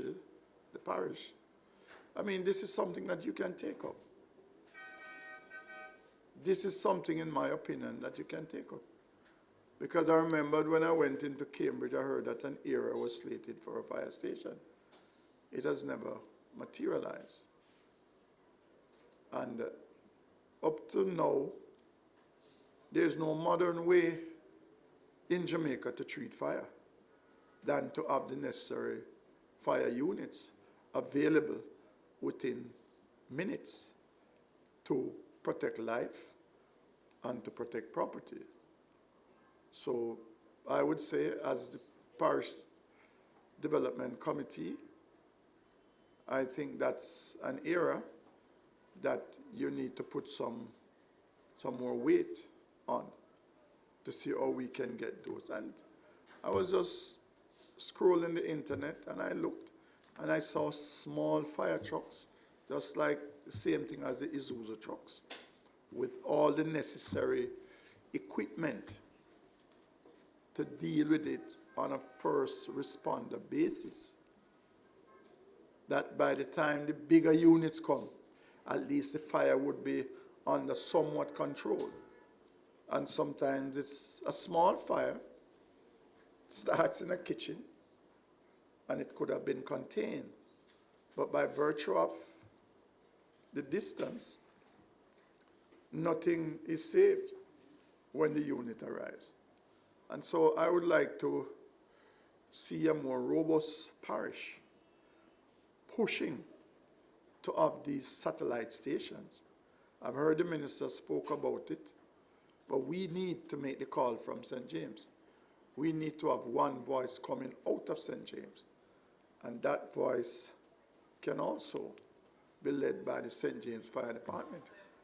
Because they are the ones who knows the terrain, knows that to traverse Johnsall Hill, to reach Maroon Town in half an hour, is like you're asking to find a needle in a haystack. It's not possible.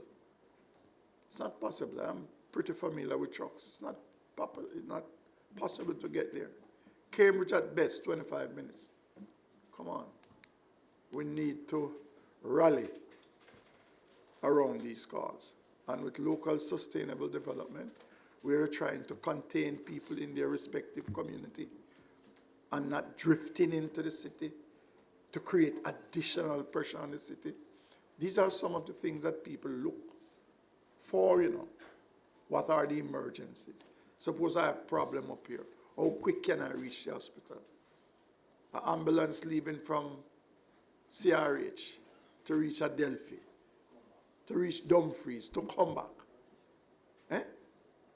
I mean, that is not even a life and death situation. That's a death situation.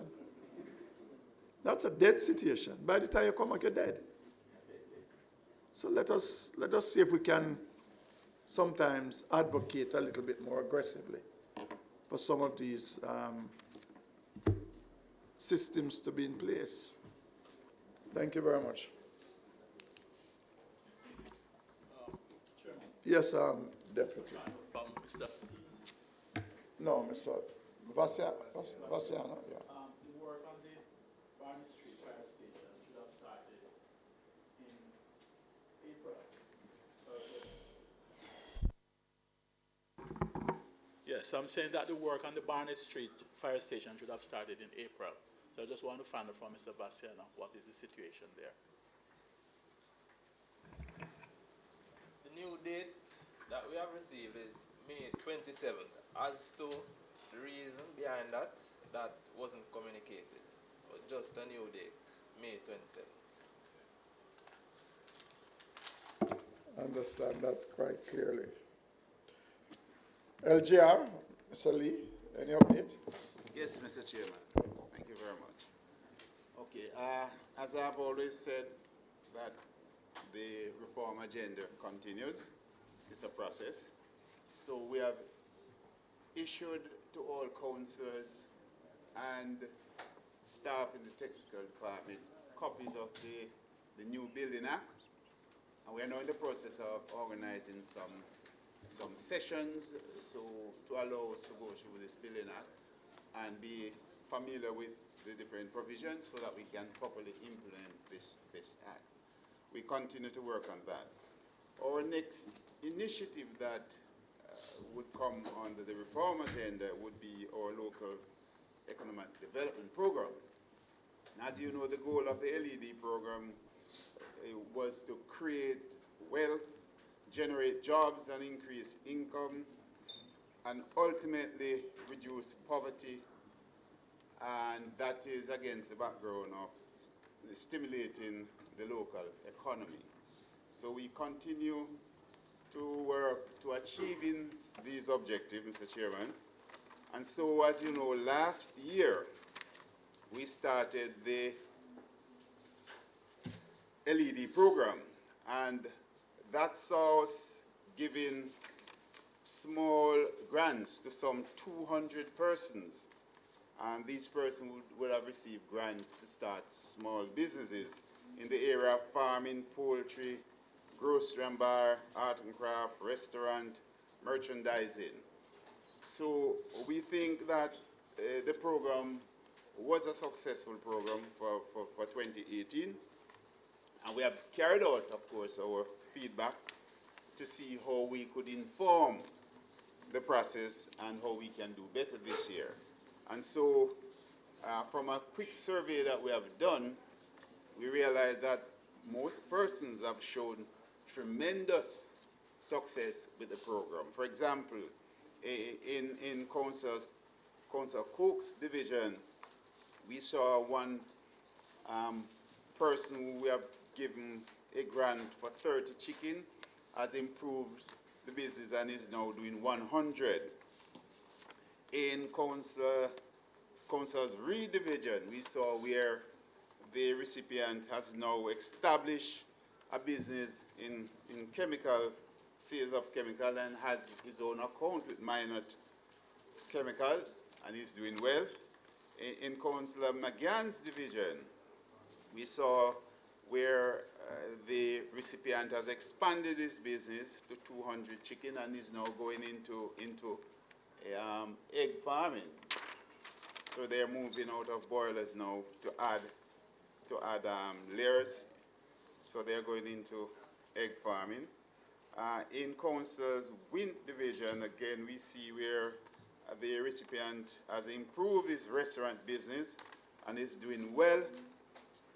In Council Vernon's division, we saw where again they have expanded their business in chicken rearing and is also doing well. Council Williams, we saw in his division where there is again egg farming. A lot of persons are in farming and merchandising, and in the Mayor's division, Councillor Davis' division here, we saw where the person has expanded his business in merchandising. And unfortunately, we saw also where in Councillor Sinclair's division, one of the recipients actually died. She was in phone card. She took sick and died, and so our condolences to the family of the late Miss Jean Chisholm.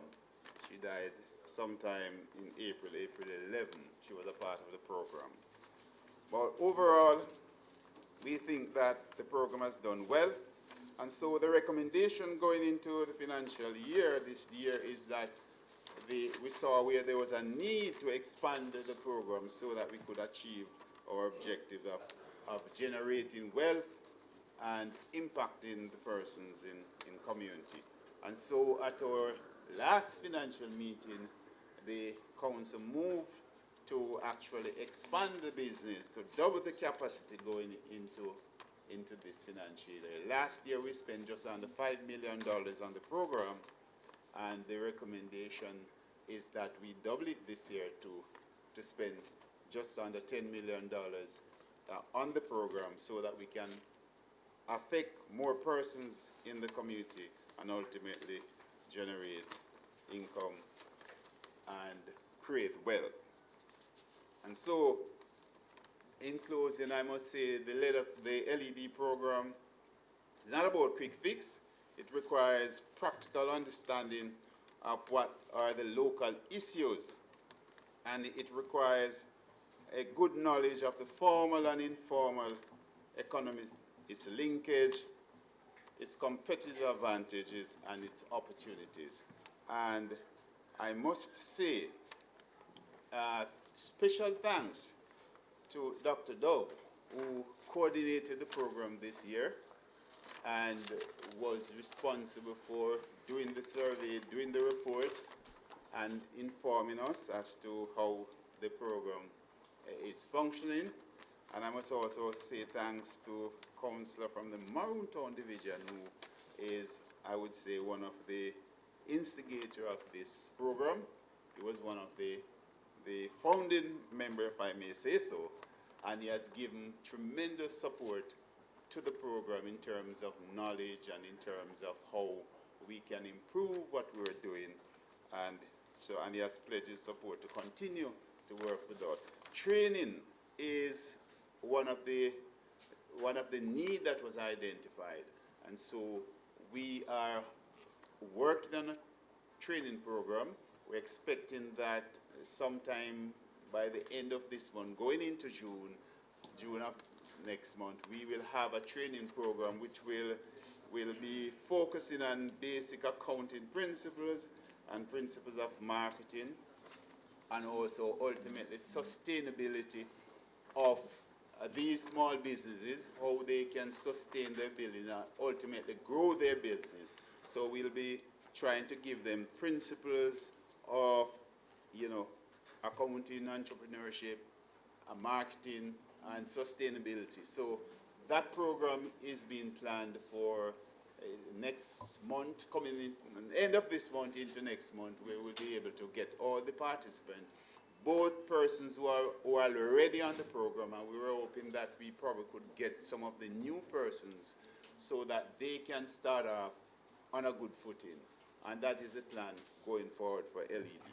So we continue to work, and that is my report on LED. Thank you very much. Thank you. Thank you very much for that comprehensive report.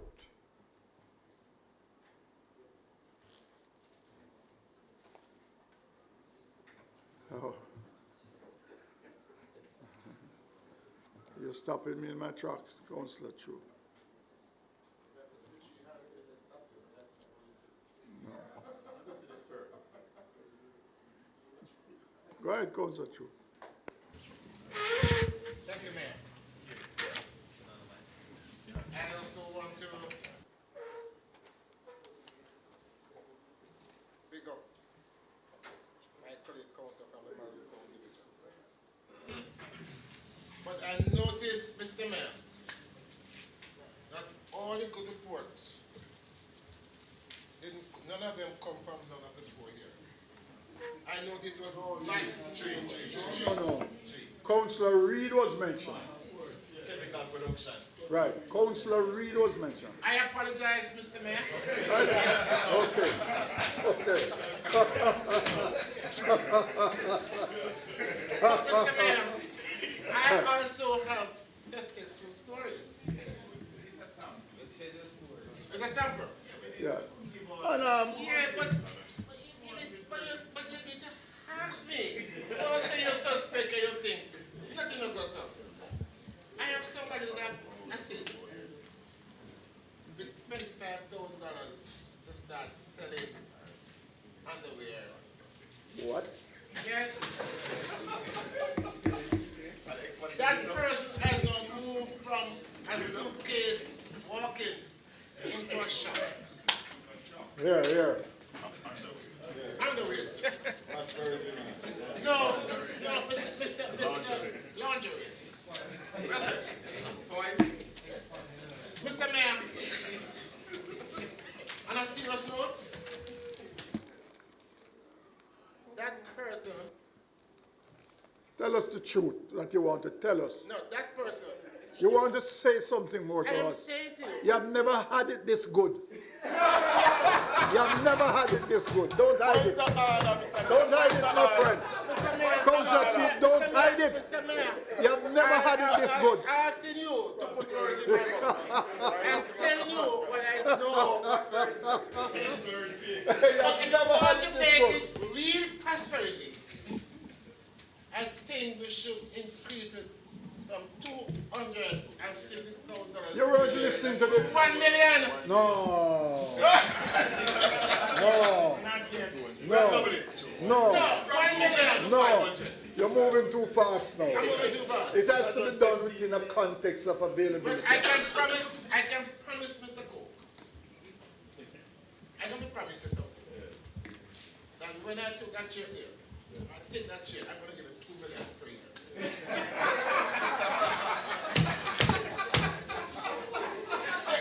Can't be pretending that, Mayor. We're not talking about a funeral grant.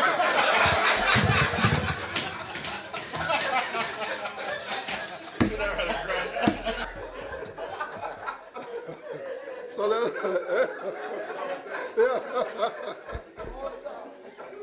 but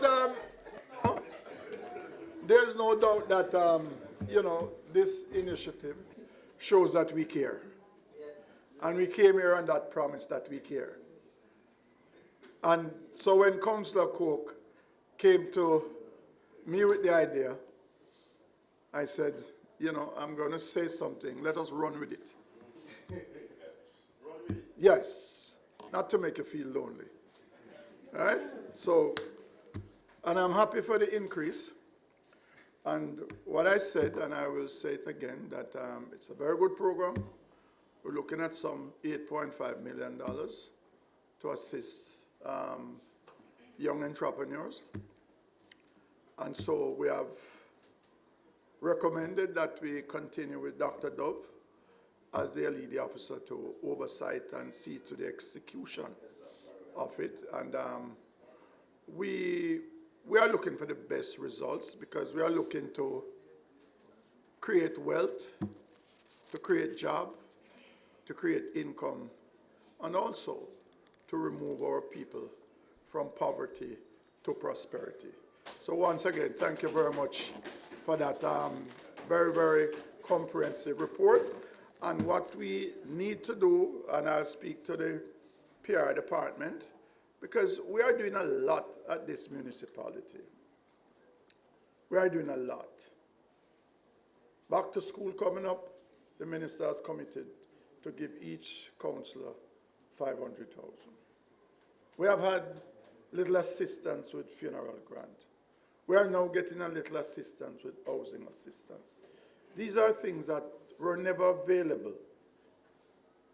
But you know, new leadership brings a new vision. And a new vision brings a new caring. And that's what we are here about, caring for our people. So, Councillor Troop, I can understand why you have to leave, but it's okay, no problem. Thank you, Mr. Lee. Buildings within the city. Thank you very much, Mr. Chairman. So we had some 11 buildings that were deemed as a nuisance. Since we took the matter to court, Mr. Chairman, we have had 4 persons who have actually abated the nuisance. And they are listed here. I don't think I have to read them out, that necessarily, Mr. Chairman. Okay, the 4 persons who have abated is the 8 Queen Street and 18 Thompson Street, that has been abated, 50 Market Street, that has been abated, and that's Queen's Drive. That's Fred Street of Queen's Drive. That also has been abated. Of the remaining 7, we have 5 matters that will be going to the court on the 14th of this month. We had an hearing which was the 5th of this month, and the matter is set for trial on the 14th of May. And I was asked to attend for this hearing, so I'll be attending to deal with these matters on the 14th of May. There are 2 others which we are still having some discussion with to see how to proceed. So hopefully by the next meeting we should be able to be in a position to account for all the nuisances. That's where we're at, Mr. Chairman.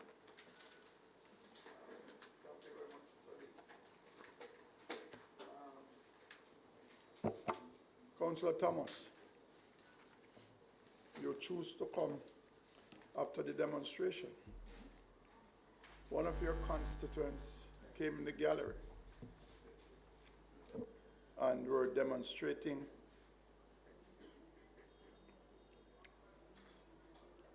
I don't know if it's, no, I won't allow you to speak. I don't know if it was you who have sent her here.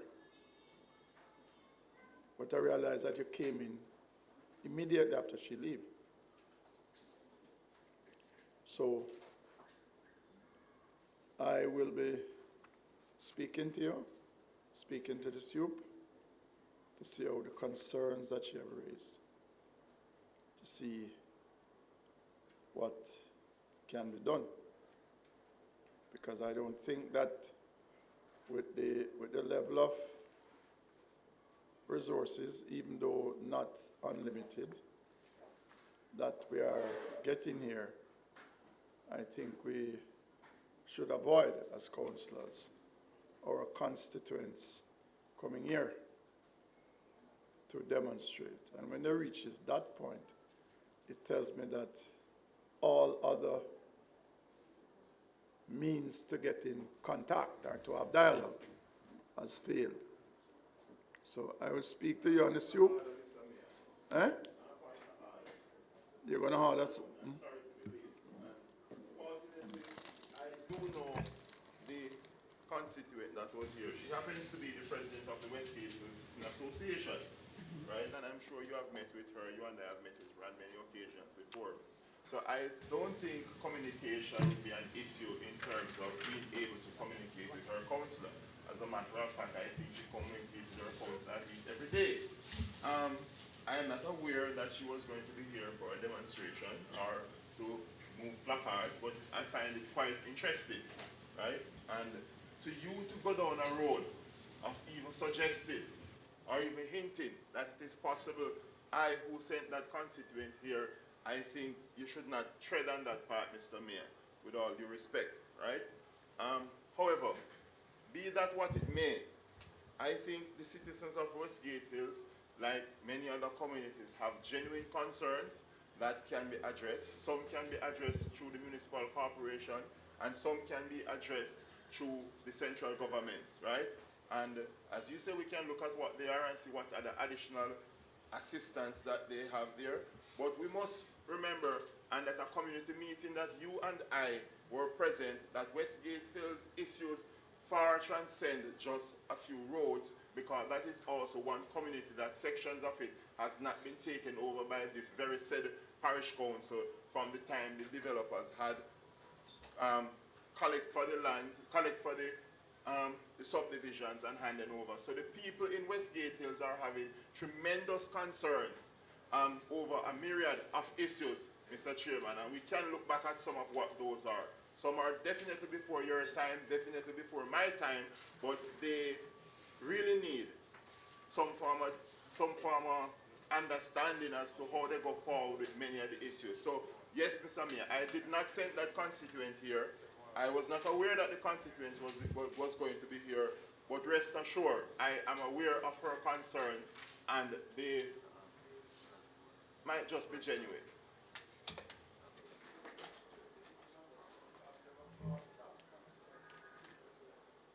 Have you ever brought that concern to the superintendent as it relates to handing over of roadway by the developer? Have you ever seek to do that we can use the authority, the powers of the authority to speak with or to write strongly to the developer to say, this is an problem that exists and we won't be able to. Truly answer that question, Mr. Mayor, you and I can further discuss that with the soup. Okay, all right. Forum, Good. okay? Okay, good, thank you. Thank you, Councillor Thomas.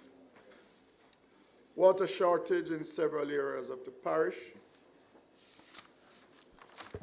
Yes, Mr. Chairman, on the water shortage in several areas of the parish, what has happened recently is that we have been getting some rainfall, which has abated some of the need. However, there are some needs that are still being addressed by the council by chucking up water in some areas that we have funding for. There are a few National Water Commission areas that we are struggling with at this time, and we are trying to see how best we can alleviate some of the problems that have arisen. We are also looking on putting in some requests to some other funding agency in relation to rural water. We're hopeful that those will bear some fruit, and we could put up some system that will alleviate some of the problems that we have to be dealing with on a weekly and on a monthly basis regarding the water shortage in some areas within the parish. Mr. Chair.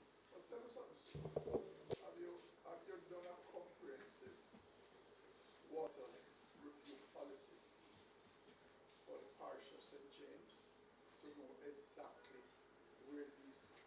Have you done a comprehensive policy to look at the parish of St. James and see where the challenges are? That we can probably, as a municipality, make a pitch to some funding agencies to see how we can assist in alleviating a number of these problems that we have. What is the water policy for the said year? We have a minor water supply division. What is the water policy exist that if someone should call and say, how can we assist the St. James Municipal Corporation to enhance the whole question of water? Do we have something that we can pull and say, this is what we have? Do you have something like that? Chairman. Yeah. Before the Deputy. CEO responds, I move for the extension of the meeting so that Second, the agenda can be all in complete. favor? All right. Yes. Yes, sir. Yeah, Mr. Chairman, just to answer that question, give me an opportunity to just say a couple of things first. The National Water Commission has a policy for St. James that covers the entire parish. However, minor water supplies, we do not have a policy in place to cover those areas fully that we serve presently. However, it is not something that is hard for us to do because we are aware of these areas that we serve that have limited water supplies, especially when there is a drought here. However, most of our problems that we presently have are areas that National Water Commission should serve and have taken over some of these areas, and they have allowed some of the infrastructure that they had taken over to actually bear still. I mean, presently some of them are in a state of disrepair because nothing has been happening there. So what your recommendation or your statement is pouring a recommendation that we will look on areas that we can assist and prepare a policy directive in relation to what the council could and see as something possible as a solution for these drought-stricken areas. I sit at a different place, and from time to time I see other parishes will send in requests, and they give a very comprehensive overview of their parish. So we can look at the population, look at access and everything, and say, okay, we will commit some funds to improve the supply in community A or B. But I don't see we having that. Yes, Mr. Chairman. Yeah. We will actually. I know it is available because all we need to do is just put all of the things together and present the document. I'll do that. Thank you. Q1 committee is still in street lights within the parish. Mr. Manning, we have an extensive discussion recently. Yes, Chairman. Have we been seeing any difference since that time? Have you made contact with any of these gentlemen to see what is happening in terms of, because I don't think the problem has... No, Chairman, we haven't made any contact. Last week at the physical planning meeting last Thursday, the team from JPSCO attended and gave us and responded to the concerns of the councillors and gave us some schedule as to how they are intending to go forth with the repairs, especially the repairs to the LED street lights. So we are giving them a little bit more time to see what the results of those operations are. So by the next meeting, we should have a more comprehensive report, Chairman. You know, councillors, just listen. Because my observation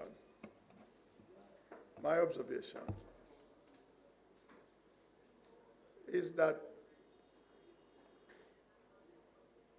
street lights is such a critical part of our representation in our respective division that I think Mr. Manning is the director of planning.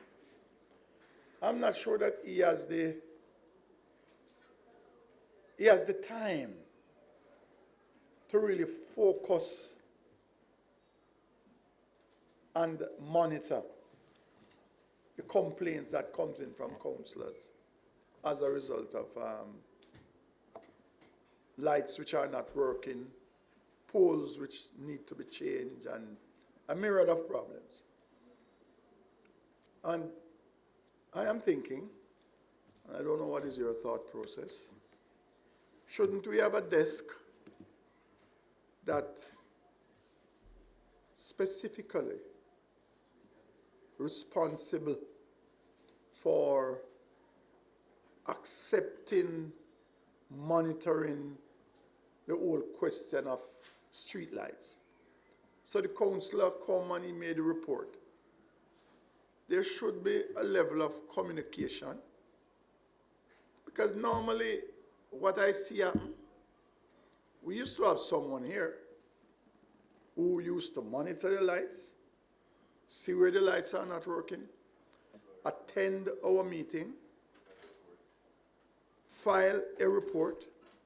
So I don't even have to say which of my era that lights are not working, because they would go like whether once, twice a week and just drive the communities and see where the lights are not working and report.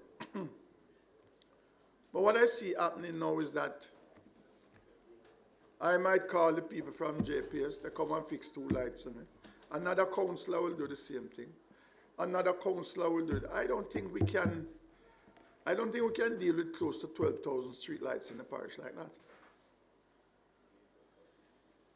We need to have a system in place to monitor and to deal with these street lights. JPS will just do what they said they're doing, the lights on the main thoroughfare. But we know that there are more persons living off the main thoroughfare, and there are more lights off the main thoroughfare. And if a councillor is not there to be on top of the situation, they just drive through and fix half a dozen lights, and that's the end of it, and they say they fix light in Division A and Division B. So, councillors, I don't know what is your thought process on the matter, but I remember when we had someone here, we knew exactly. I don't think we can say with any accuracy now how many street lights are not working in the parish, or how many are working. We can't say with any accuracy, because it is not being checked, it is not being monitored. And I think that that is an arrangement that we should seek to get back into. The government has cleared the arrears, and we should now be seeing a much faster turnaround time from the Jamaica Public Service. But without the necessary monitoring and the person to stay on top of it, I don't think we'll get the desired result. Yes, Councillor Chu.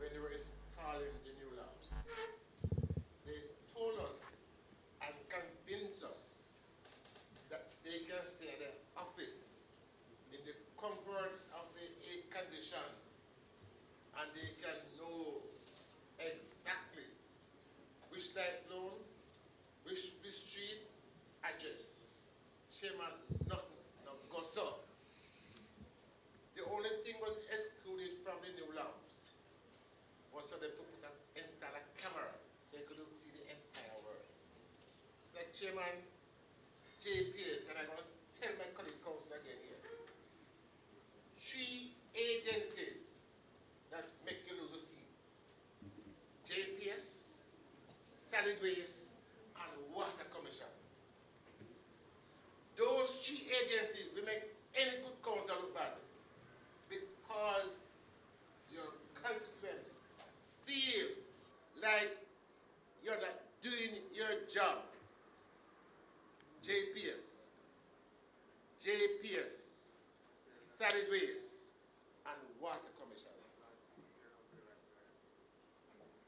Thank you. Thank you for that observation, Councillor Chu. But that's a situation that we can discuss at HR next week. HR chairman, we'll discuss that matter, or we can get someone to monitor the lighting across the parish for us. I know there was a MOU with JPS and the municipality, but as far as I'm concerned, if we can't even get a MOU with JPS, I am prepared for us to sit and see how we can get somebody. It's very, very important. Very, very important. We could add other job description in that scenario. Probably the person who will be our property manager can also look at that area also. So we need someone to be dedicated. That is a part of his responsibility, to look at streetlights across the 17 divisions in the parish. They're talking about near to 12,000 lights. We need to have that monitoring done. Thank you very much. Mr. Lee, resolutions. I know there are a number of resolutions.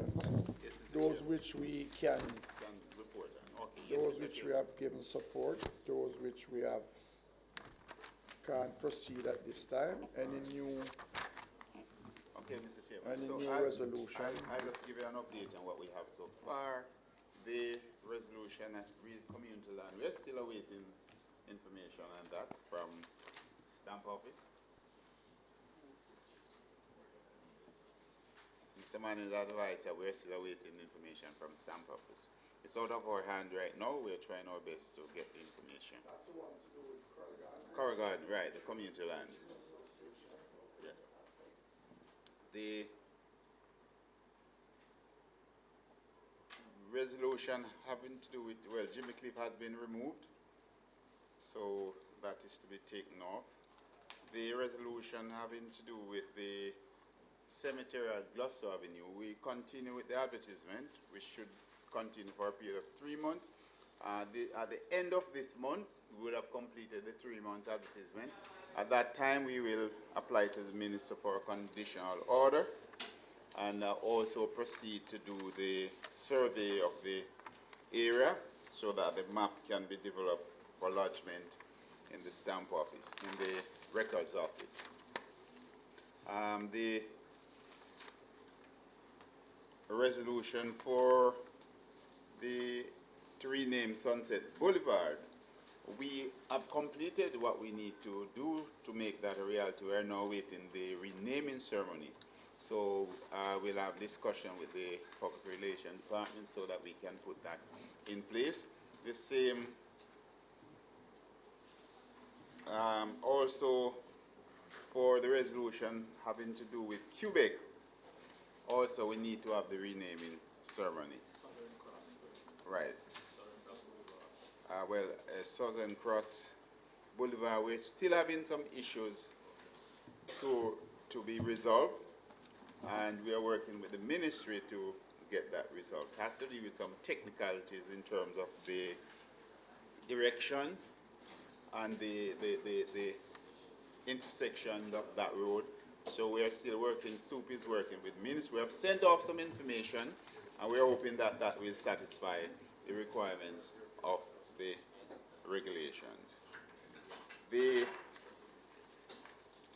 other resolution, Mr. Chairman, we are still awaiting response from the ministry. I have no update on any of them that I can report. We're still monitoring them at the ministry, and as soon as we get more information, I'll be able to report on them. Thank you, Mr. Chairman.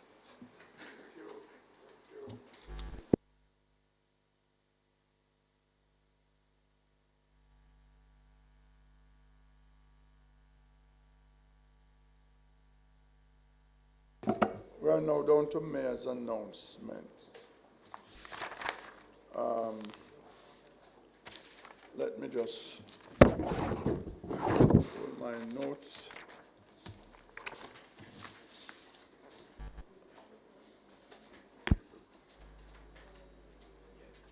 May 23rd will be Labor Day. It will be marked by a Labor Day and Workers' Week church service to be held on Sunday, May the 19th, 2019 at the Mount Salem Open Bible Church, commencing at 8 a.m. I am asking councillors to be in attendance, all the agencies to be in attendance. The parish project for Labor Day will be at Barrett-Town John Rollins Primary School intersection with the North Coast Highway, where several safety features will be installed as well as landscaping done. The Jamaica Social Investment Fund will be spearheading this project. Among work to be done is pedestrian crossing will be painted also in the Barrett-Town community. The council will be undertaking 2 projects, Farm Primary and Junior High, where the repairing of a perimeter fence will be done, along with some landscaping. And the Mafuta Community Center, some repair works will be done there, along with painting of the center. The theme for the Labor Day 2019 is child safety. It's you, it's me, it's all we. I would encourage the councillors from all divisions. I've spoken to the superintendent, and he's presently accepting requests for school signs. So you don't come the day before Labor Day to request a school sign, because it is something that has to be made and something that has to be painted. So I would give until next week, Thursday, a deadline for you to submit your required school signs. I think the theme and the focus is correct, is one that this municipality supports, because there's no doubt that what is happening in Jamaica, our children are being abused and they are being murdered. And as local leaders, local representatives, we must take an interest. And it is not only for Labor Day that we should take an interest. We should take interest in the communities that we represent, to make sure that whenever time we speak, we echo our disgust at how our children are being treated. Some of them are treated very badly, even in the home that they are living. Some of them are treated even more badly when they go out in the public space. And I would suggest that as leaders, as councillors, if we see that happening, we must endeavor to put a stop to it. Because it's a major problem that we are having. So for Labor Day, let us all go out and work with our community to make child safety a priority. Communities are being asked to submit their Labor Day projects to the municipality.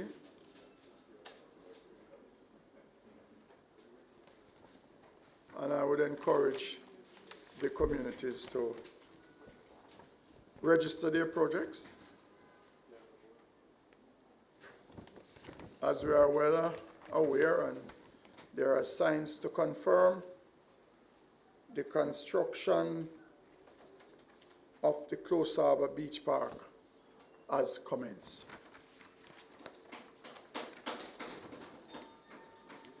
It is a project that will last for 18 months. So we are looking at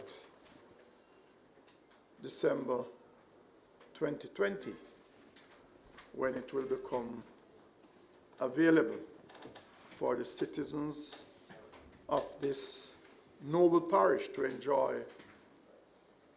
that beach. There has been some jittery in the public space, and it has to do with an advertisement that we now have going in the daily newspapers. And it has to do with a cemetery along Jimmy Cliff Boulevard. Let me point out that there are two cemeteries, but I guess the one that everyone sees is the one that is quite obvious. And that one is the Jewish cemetery. And persons are commenting. Matter of fact, one man told me this morning that he thinks that that was the only cemetery out there. He did not know that there was a cemetery behind the wall. But the cemetery that we are referring to is the cemetery that is adjoining the old Decameron building, where we call Montego Beach. This cemetery went back in terms of its location. Even a section of the new Decameron Hotel impacted on this cemetery. And during the construction of that hotel, human remains were removed and not interred elsewhere, but was taken to the retirement dome.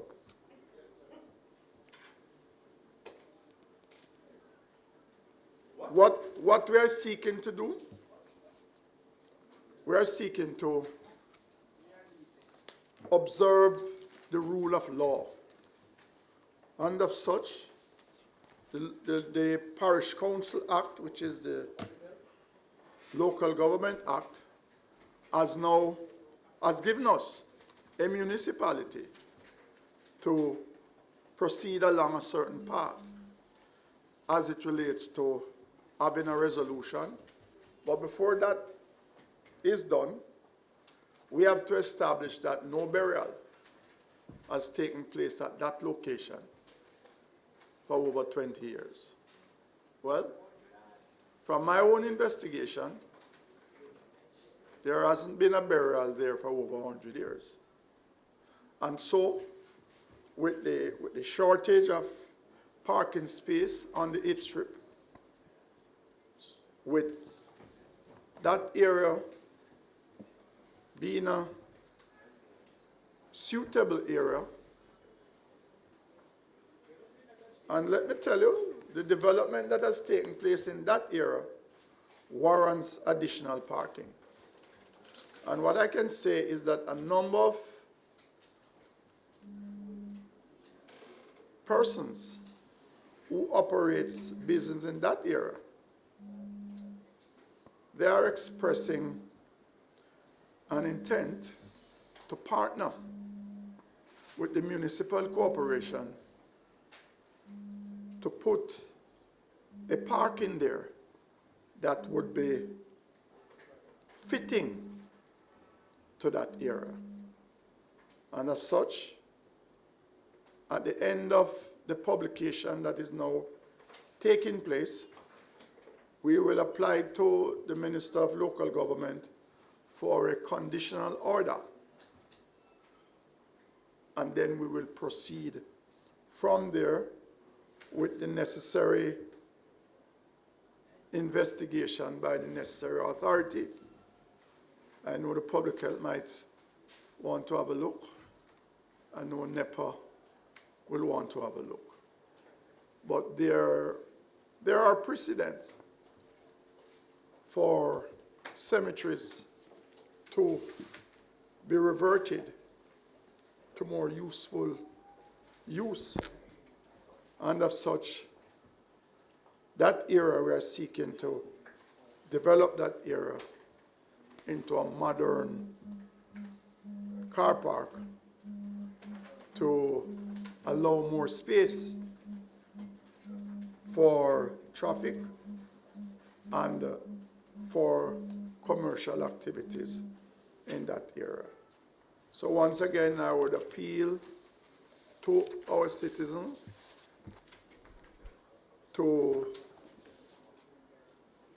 we understand their concern, but where we are talking about is not the Jewish cemetery.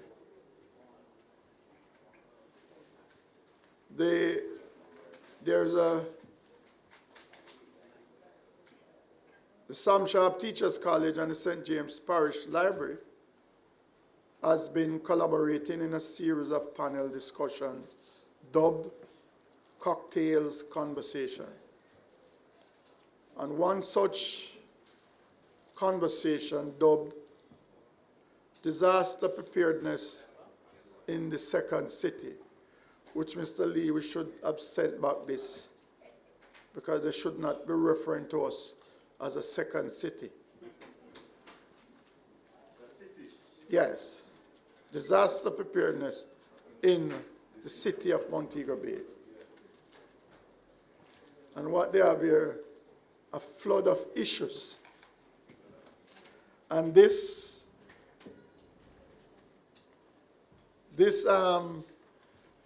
cocktail conversation will be on the 6th of June, 2019 at 4:30 p.m. at the St. James Parish Library. And I'm asking all councillors, and I'm going to say this, I would love to see more of our councillors be present at some of these events. There's a wealth of information you can gain. There's a wealth of connectivity that you can establish at some of these forums. So the persons there that will form part of the panel, a victim from the recent flooding, a representative from an insurance company, O'Neill Brown, Sagicor, National Solid Waste Management Authority, a representative, Disaster Preparedness Coordinator, our own Ms. Tamoy Sinclair, Construction Sector Representative, Mr. Noel White, Architect Engineer. So let us see if we can be there on the 6th of June at 4:30 p.m., where we can participate in this event.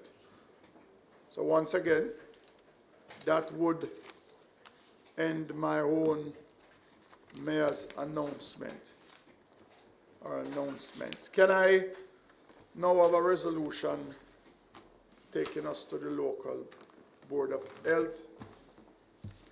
Moved by Deputy, seconded by Senator Sinclair. All in favor? Ayes have it. Mr. Lee? Thank you, Mr. Chairman. I have the list of barbers for renewal. Number 4, beauty therapists. Number 14, Willie. and beauty therapist renewal. Number 27. They have all met the requirements of the public health and the parish council and is here for the approval of the local board of health. Maybe they are the list is distributed.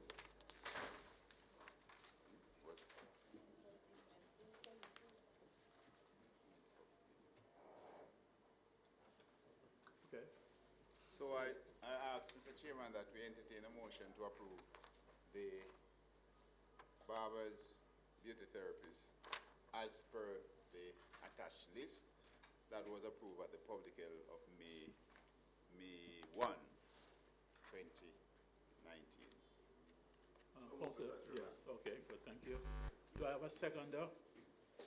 Okay, Councillor Crawford. Mosquito control in the parish of St. James.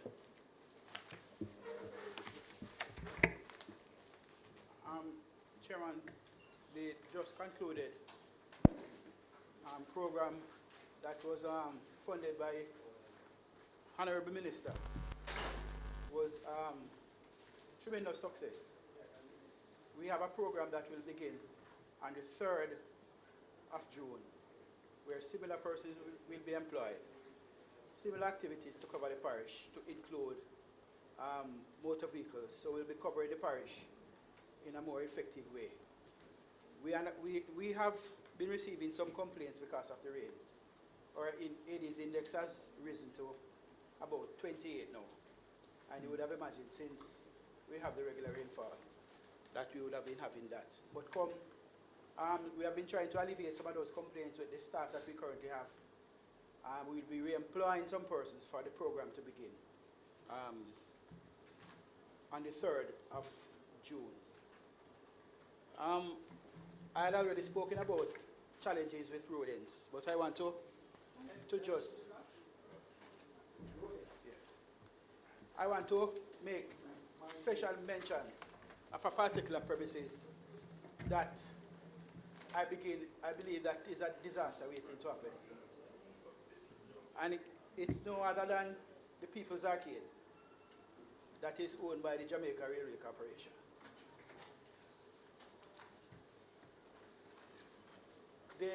I have dealt with, in my 26 years in public health, several agencies in the country. I can categorically state that the Jamaica Railway Corporation is the worst agency that I've ever dealt with. The managing of their properties, and I'm sorry that the mayor is not here. The managing of their properties here in the parish leaves much to be desired.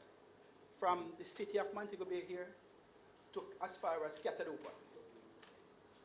The mayor is on record in supporting my own assessment and that of the health department. as far as ownership is concerned, the general manager was in the paper last week throwing blame on this very council as far as ownership is concerned. I can state that no lesser than the chairman for the JRC, along with the chairman of JRC and his own technocrats. Transporting. Because the article. Yeah, thank you, Mr. Wallace. Yes, Councillor. Comments from the chief. Mr. Chairman, if you examine a file that relates to the People's Arcade, but you know, some things that have cropped up from that administration and administration in the St. James Parish Council under the leadership of Arthur Gilchrist.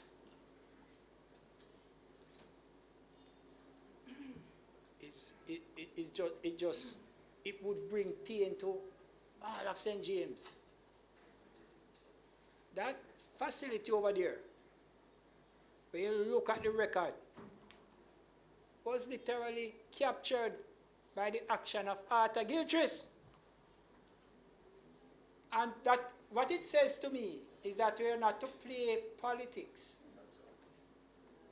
or to be politically expedient because you're looking vote or you're looking something. You can't get it, you know. But you must do things in the right and proper way. And you can end up at the same result and get situations that do not leave a situation that exists down there now that is of concern to the public health. If I tell you about another place, 2 other places in St. James, because of political experience, do you know that Arthur Gilchrist sold a community land in spite of the fact that the Attorney General's Chambers of Jamaica advised them that they were going about it in the wrong way? They sat down here, Arthur Gilchrist and, my name, Mr. Vernon. Yes? Not you. Napoleon Vernon. Napoleon Vernon, Mr. Chairman. Napoleon Vernon. A community land up in Catherine Mount. If you look at the correspondence between the St. James Parish Council when they were in charge, the Attorney General said in clear terms, you cannot amend the condition because the land was community land, you know. In fact, everybody knew it was community land because that is where the youngsters used to play football. But you know what I did, Mr. Chairman? They passed a resolution in here signed by Arthur Gilchrist and Napoleon Vernon. Say it is no longer community land. Send it to the titles office amend it, cross out and the title. That's no longer community land. And the person sold the land as commercial, and then somebody wanted to go and build on the community land up in Catherine Mount. To put a big plaza in the middle of a housing thing that would have created nightmares, planning nightmares and everything else. In fact, the planning director was here at the time. Said, that can't work. But because of whatever reason, you find situations like that. And that is why I always come here now. And I say that you can do things, but let us do it using the proper way to get to a particular result. So that is the situation. Those councils, Mr. Thomas, your colleagues of old let down St. James. They let down St. James badly, man. Another place, you know, Mr. Chairman, up at Portobello. People will come here now and ask, where is our road? You know what the councils did? And that administration, they passed a resolution to say that all the roads were put in up in Portobello, a land that leave from Portobello to go down to Irwin, Dale, saying certificate of compliance approved. and so the people could get title. No road. The road them cut out. But that is what they did. Why, Kerry, your party let down the people, man. And you know, of course, because some of them can't fix. That is the reality of it. Some of them cannot, difficult to fix. So when we do things, we must do it the right way. But we are where we are right now. And I listened to the comments from the Chief Public Health Inspector. Mr. Chairman, the Public Health Department under the Public Health Act is a very powerful agency. Yeah, eh? And they must move away from the city because we have to protect the citizens of St. James, and leptospirosis is not a nice way to die. I am certain if you speak about the diseases that come from rodents, nobody don't want to die by that method, right? Mr. Chief Public Health Inspector. And probably you can outline how horrible that type of death is. If the meetings have gone as the Chief Public Health Inspector has said, and the attempts to get them to correct, then let us move beyond that now. Let us move beyond that and start exercising the authority that the Public Health Act gives you, Mr. Wallace. Let us move now, because I think this matter has been on the agenda, and you have been dialoguing and begging and beseeching and so forth. There must come a time when the begging will stop. You're talking about sewage, which is in a few 100 feet of the Montego Bay Harbor. I don't think we would want too much of that information to get out because of the health concerns that would arise. So if there are things that you have to do, after you have exhausted the attempts to compromise and to work out, then let us move to it as expeditiously as possible. Those are the two concerns that I have. Thank you. Thank you very much, Councillor. Councillor Thomas, before you respond, let me say that the mayor has had several meetings with the management of the Railway Corporation to resolve all these issues, but their response has been negative.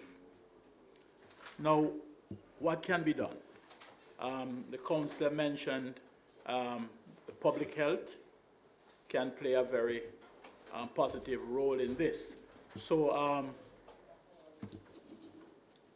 Mr. Wallace, and you say Councillor Wallace, I'm going to ask you to respond to the suggestion of the councillor. But before you do, let me hear what councillor has to say. Mr. Chairman, it's not a public health related issue, but it is a perfect opportunity to mention the topic. And it started with one of the points I raised earlier regarding the resident from Westgate Hill. And it has to do with these developments and everything in general. And the corporation that, Mr. Chairman, we have a huge responsibility here. And we need to put whatever support or whatever systems in place to better protect the residents and protect the community and the community lands. That particular discussion regarding the Catherine Mount land also, Mr. Chairman,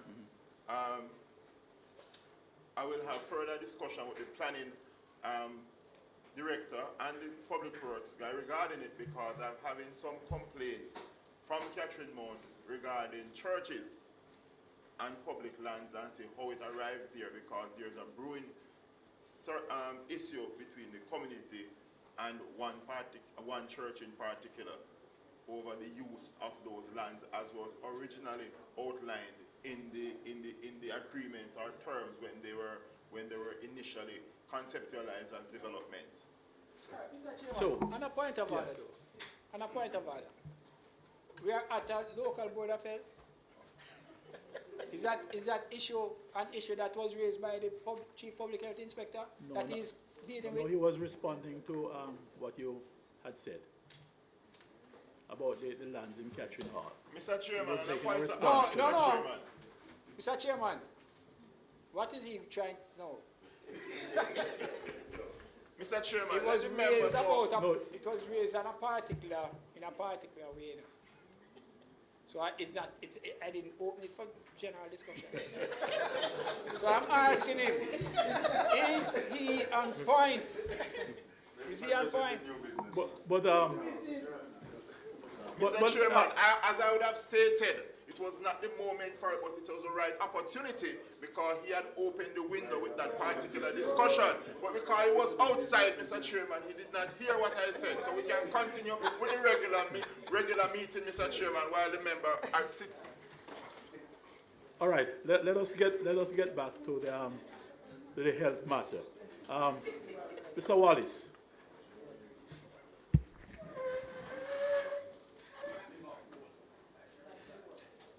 Chairman, the facility as it currently exists is about 90% domestic. Facility was never built for that. It was built for commercial activity. But persons are now living there, having children over there. That is the type of facility that we now have. So the Railway Corporation need to regularize the facility that is there. In fact, at the entrance to the building, there is a skip. I suppose that is replaced there by solid waste. But if you go inside here, as near as the skip is, they are not using it in totality. So you find that the refuse is all over in that facility that is there. In fact, the area where the communal bathroom was erected to be used is now a studio, a music studio, was converted to a music studio. So that is the type of facility that is currently being run by Mr. Williams and the Jamaica Railway Corporation. Whenever we visit there regularly, and the persons who are there when the complaints we receive, when we have to do so, there are some corrections that are made. But it needs an overall fix. The facility needs to be tied into the NWC municipal supply and remove those drains, that drain pipes that runs into the drain that separates it between it and the transport center. It needs a myriad of approach. He is pushing the ownership, like I said, to the St. James Parish Council. So I wait to find out who is the owner. In the meantime, we will continue to serve notices and to do what we have to do to protect the public of St. James. But can the Ministry of Health close the facility? Yes. Can the Ministry of Health close the facility? Or you're giving them some more time? I'm waiting on Mr. Sinclair to finish. Yes. What is the Chief Public Health Inspector saying? You hear what he said? I am going to wait. I'm going to wait. He wants to find out who is the owner of the property? National Lands Agency. No. Communication was made to them. Ask Railway Corporation who owns the property. If anybody else is there and committing the breaches of the Public Health Act, they don't have to be an owner to be served a notice. So I'm not understanding what this Chief Public Health Inspector is saying about a serious situation when he says then that he's going to have to wait. I do not understand what he's saying. Let me just clarify. Yes, go ahead. Go ahead, Mr. Wallace. Let me just clarify for the Senator, Chairman. Facilities that are there that are operating and does not meet public health standards, we have closed them. So we are taking actions as we speak. There are other actions that are need to be done that the Railway Corporation is saying that it is owned by you. By this council. But just technically, I posted it in this group here. It is in the Gleaner from last week. Yes, ma'am. Your side? Okay. Okay. Mr. Chairman, as a resolution, let us resolve that issue. Let us resolve the issue. Let us resolve the issue because you hear it back and forth that is going on. I am asking Mr. Gerald Lee, CEO, to obtain a copy of the title for that place. Let us do it on behalf of the Public Health Department and send it to the Public Health Department and end the issue regarding ownership. There will be no more issue. Can that be done, please, Mr. Lee?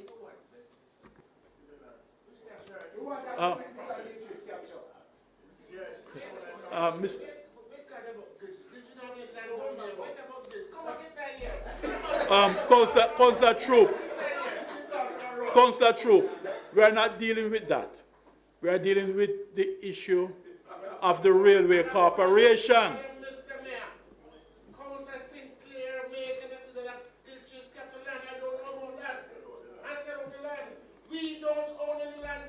That is not relevant to what is happening at the Railway Corporation.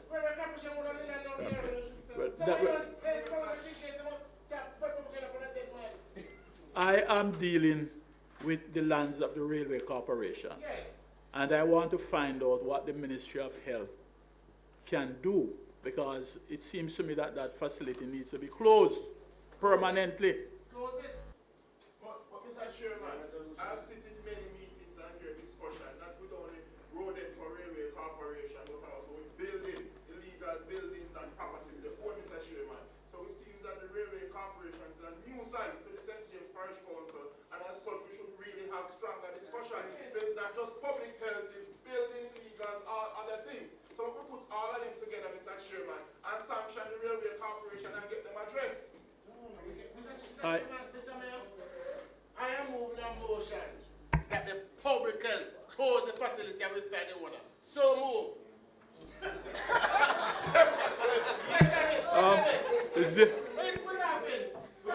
Okay, it's on the floor. Is there a seconder?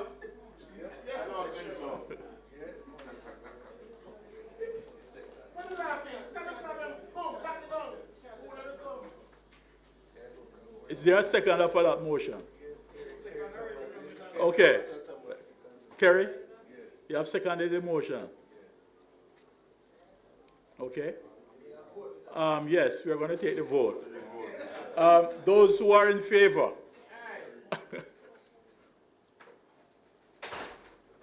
Okay, I see four hands. Those who are not in favor.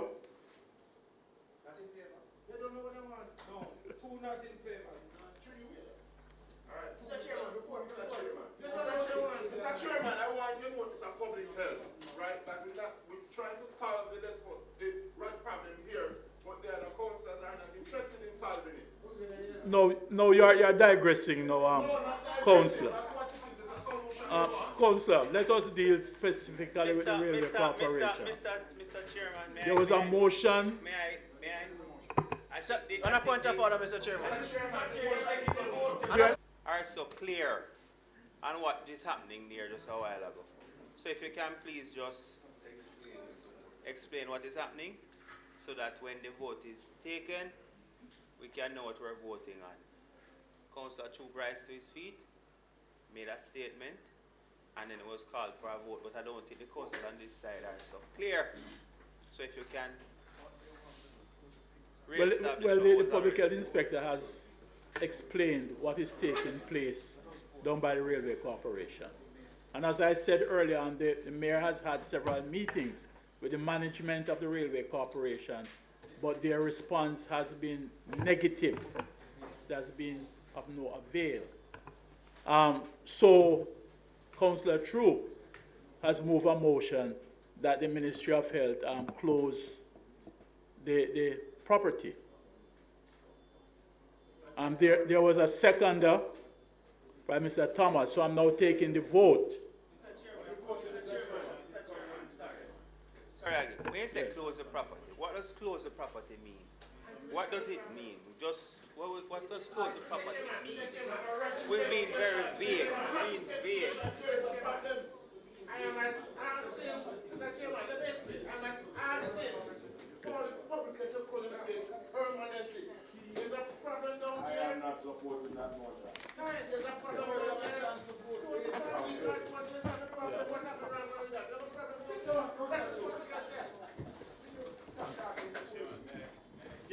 sir. Mr. Chairman. Thank you, thank you.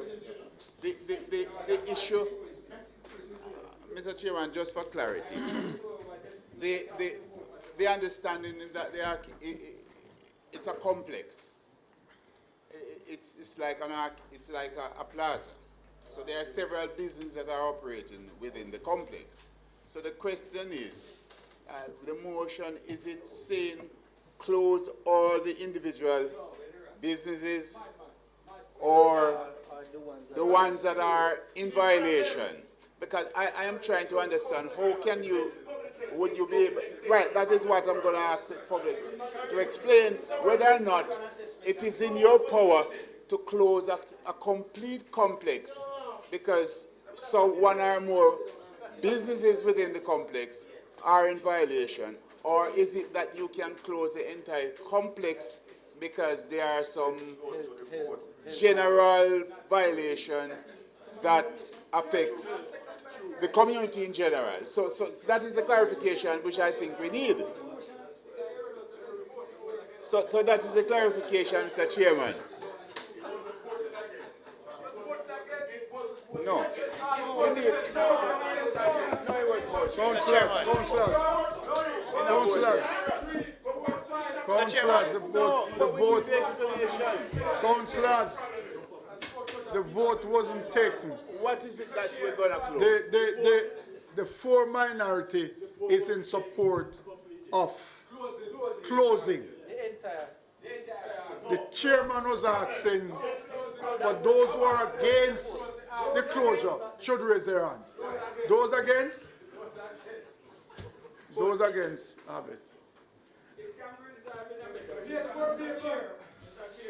Yes, yes. Sit down and keep him out quiet. You wanted a breakout.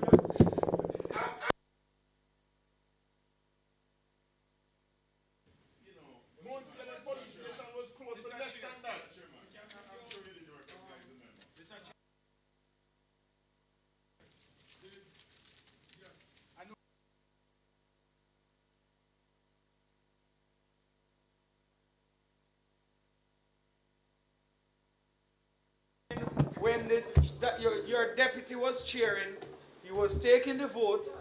Vote was happening while my colleague. Sir, you can't be talking while I'm talking. Mr. Chairman, Mr. Chairman, on a point of order. On a point of order. Mr. Chairman. Go ahead. I cannot see how this councillor can be saying what you would have heard. He has never had the opportunity to sit in the mayor's office when a meeting is going on. You have the benefit of hearing what is taking place in here. That he is out of order. No, he is out of order, Mr. Chairman, to be assuming. I was standing right at the door there, and I heard all the conversation. And it's when the chairman called for the vote, I said my vote might be needed. And I came inside.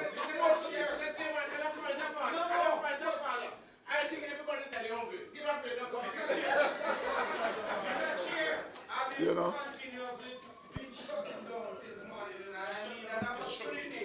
And take the last opportunity for 1 minute. For this topic, sir, I will continue to say what I've just said, and I am not wrong. Your face was not in this room while that vote was going on. And so I couldn't assume that you were beyond the door. So as I saw it, it was your deputy was taking the vote was being done, while my colleague rise to debate. No, I don't know it like that. I know once a vote is being taken, it's taken. I don't know if you can debate within a vote. And this gentleman go outside and come back now and now telling me that I am not privy to conversation in there. I don't want to be.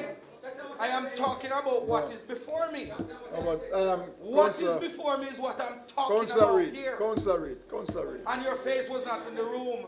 My face wasn't in the room, but I was within earshot. But I would know that. So you can't know. You ever do what? You ever what? Earshot? words are true. You take two what things are true. The continuation of the public health report. Yes, please.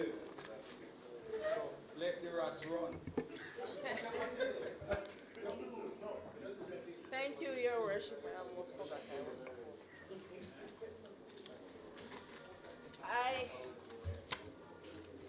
okay. Just to say, I just again extend apologies for our MOH, Dr. Johnson Campbell, who has other assigned duties today. We continue our services from our 22 health facilities, and I know we've been reporting continuously on the fact that 4 of our facilities under the JC projects are scheduled for refurbishing and renovations. For the latest update that we would have gotten is that work is scheduled to start in June. I know for the flankers facility, then alternate space would have to be arranged so that the services can continue during the renovation. We want to thank Councillor Sinclair, who would have been instrumental in helping us to identify an alternate space at the Peace and Justice Center located close by to that facility. Outside of that, just to add, in terms of when we talk about disease prevention and surveillance, I know we would have, and we've been reporting on this for the past few months, in terms of in January we would have declared a dengue, the minister would have declared a dengue outbreak for us. We would have seen an decrease in numbers of notifications over the last few weeks into the last month, but the outbreak has not been officially declared over. But we would have been seeing a decrease, significant decrease in numbers. Another topic, another issue that is quite topical now in terms of disease surveillance, and we have mentioned before, would be the measles outbreak that has been taking place in some countries in the Caribbean and other European countries and in North America as well. For Jamaica, our status is that we would not have had any local transmission of measles since 1991. Our last reported imported case would have been in 2011, but no local spread since 1991. So one of the things is that we maintain our high levels of surveillance, particularly for fever and rash cases. And so one of the things for us to remain measles free requires high surveillance in terms of for visitors or persons entering the country who will be possible suspected cases, and for our vaccination, particularly the MMR vaccine, which covers measles, mumps, and rubella, is mandatory for our population. There are 2 vaccines given at age 1 and age 18 months for the prevention. For the aim, for us to have the complete coverage is at 95% of our cohorts, and so not just at a national level, but in terms of on a community level, district level, to make sure that we have 95% coverage. The uptake has been a little bit on the, in some areas we would have 95% coverage, in some other areas we are less than that, and so we work on trying to, I'm sorry, Mr. but too much. Thank you. So we work on trying to make sure we maintain that. In terms of for what we would request in terms of from the public, from our councillors, and especially for those.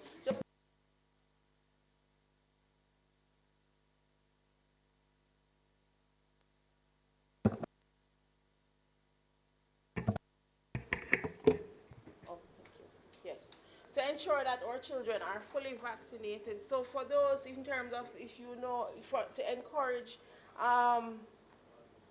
mothers or children within those age groups, to ensure, just to double check on them to make sure they're vaccinated and to encourage them. Outside of that, just some other things to mention. Importantly, during the intersectoral debate, our Honorable Minister of Health would have indicated that the Ministry of Health has had a name change and is now known as the Ministry of Health and Wellness. So that will be our term of reference going forward, the Ministry of Health and Wellness. Other things to highlight, the month of May is Child Month. Tomorrow is Global Move for Health taking place at the Holy Trinity Church at Westgate between the hours of 3 to 8 p.m. May 12 is, apart from Mother's Day, is also International Nurses Day. May 17 is World Hypertension Day, and May 31st is World No Tobacco Day. Those are my updates. Thank you very much for that extensive report. Yes, yeah, I'm sincere. Mr. Chairman, I listened to the medical officer of health, right? MOH. And I want to get a clarification. She says that there was no imported case of measles since 2011. Did I hear correctly? She said imported. Is that what you said? Imported. Mr. Chairman, was there a local case in St. James? There was no local case in St. James. Mr. Chairman, I had the benefit of going home early one day. And I turned on my TV. And I saw a gentleman who says that he is the opposition spokesman. But I suppose probably of His opposition. yes, In but the shadow. yes, he's the opposition spokesman on health. And he was raising an issue about some local case of measles, and then based on the commentary that when there was something that said there was some report of something from hospital where he works. So I want to just first of all find out from the MOH if she's aware of that particular situation before I ask my other questions. If her answer comes out a particular way, I may not have to ask any questions. Okay, yes, Councillor Sinclair. So this case that would have been referred to, and I know it was quite a public spec, would have been in coming to the island at that point in time, the child would have passed out of the infectious phase. So this would have been post. So at the point when the child would have come in, it would have been post an infectious phase of measles. And so we would have done our necessary testing as well too, and not classified. So, Mr. Chairman, if I hear from the person who has the responsibility down here in St. James, those comments, then I must express some concern at the way that the opposition spokesman went about it and want to spread panic. And, you know, and the fact that St. James is the tourism gateway. We are the main tourist center in St. James, in Jamaica, probably in the Caribbean. Why would this man make such a alarm? Because what I'm hearing is that it was beyond being contagious, but the impression was being given that it was something to be alarmed about. And I must say that I am disappointed. It seems to be the attitude that the opposition PNP takes in respect to many things. You remember the state of emergency, Mr. Chairman? And I just want, look at these councillors here. Put out communication to say that the four of them, and I know that one of them at least But two of them, so they don't even know about it. No. Mr. Ben? Councillor Ben says no. But what they do, don't worry yourself, because I'm not going any further than that. I'm just saying, they have a style that they want to just create alarm and create panic and bring about division and cause people to be worried about things when they're not to worry about. You know, it is disheartening, very disheartening. And what I want to find out from the MOH, I just want to know procedure. So if you have a situation like that, as you said, was experienced at a private facility, is that report, would the private facility have to officially, they would have to report to the ministry? I would want to know, in that case, when was the report made? When was the report made, madam? So when you detected this post-contagious situation, when was so when you detected it, and then when was the report made, and to whom was the report made? And I have one more question after that. You give me the answers to those three. Because I want to find out from you, as a person in the medical field, would it be appropriate for a doctor who got private information of a patient, would it be responsible of him if he got it because he was the person who may have treated the person, or he may just have gotten it because he was present while another partner may have been treating the person? Would it be appropriate for him to first run and make a public alarm, or would it be more responsible to channel it through the established protocols that exist in your operations, Ministry of Health operations?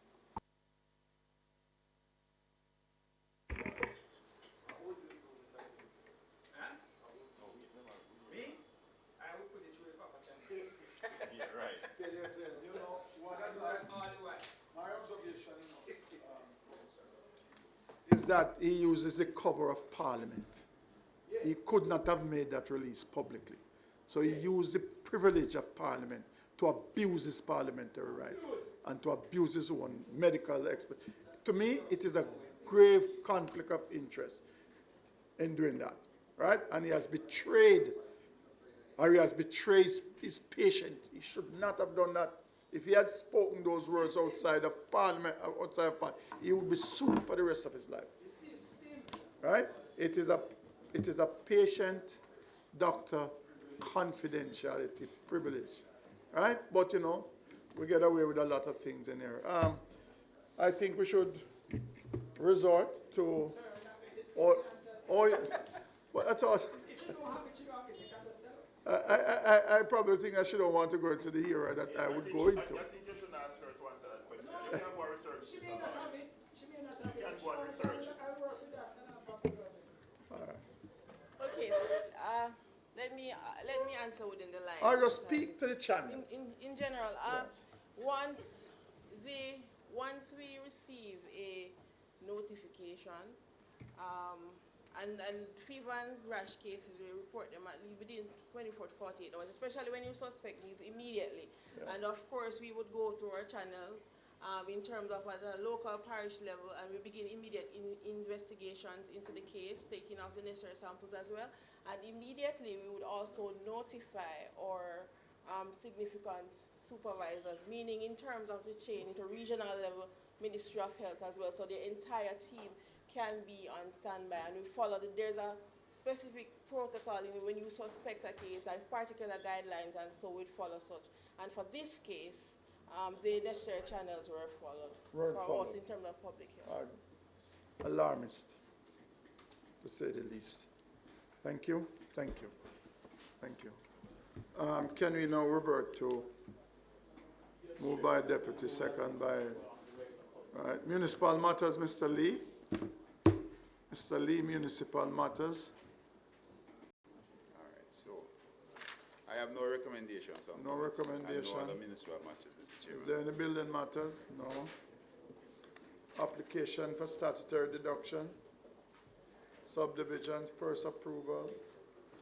Certificate of compliance, charter application, affixing seal. Resolution, Sali? I have no resolution here, You have Mr. no Chairman. resolution. None from the municipal corporation. No. Renaming of Ryan Park to Miller Avenue. Yes, ready for that now? Good. Accept.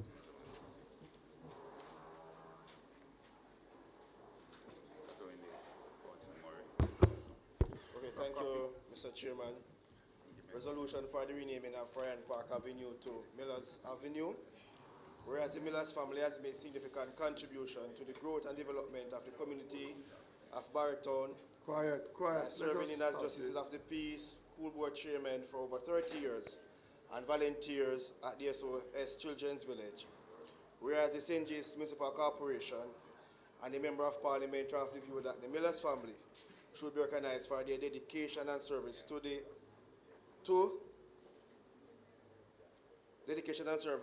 by the attachment of their name to a road. Whereas there is a road commencing at the intersection of Little River Boulevard leading to SOS Children's Village known as Ryan Park Avenue. Whereas the Barretown All-Age School, the SOS Children's Village, and the Millers residence is located on the same avenue.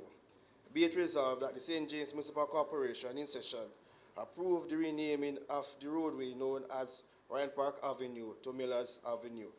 Be it further be resolved that this resolution be forwarded to the Ministry of Local Government and Community Development for support. Millers. So move, Mr. Chairman. Miller Avenue. Miller Avenue. Miller.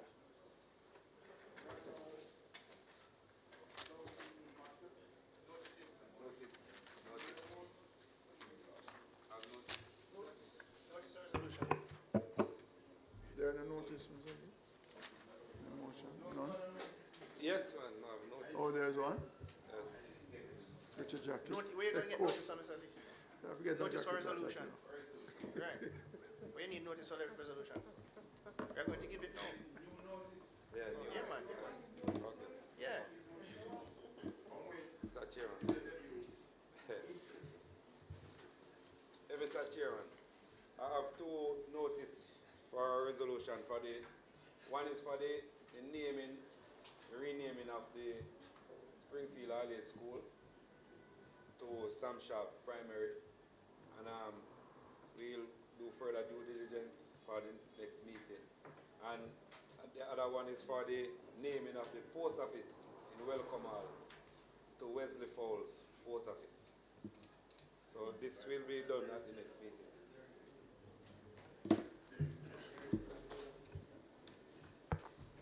Okay.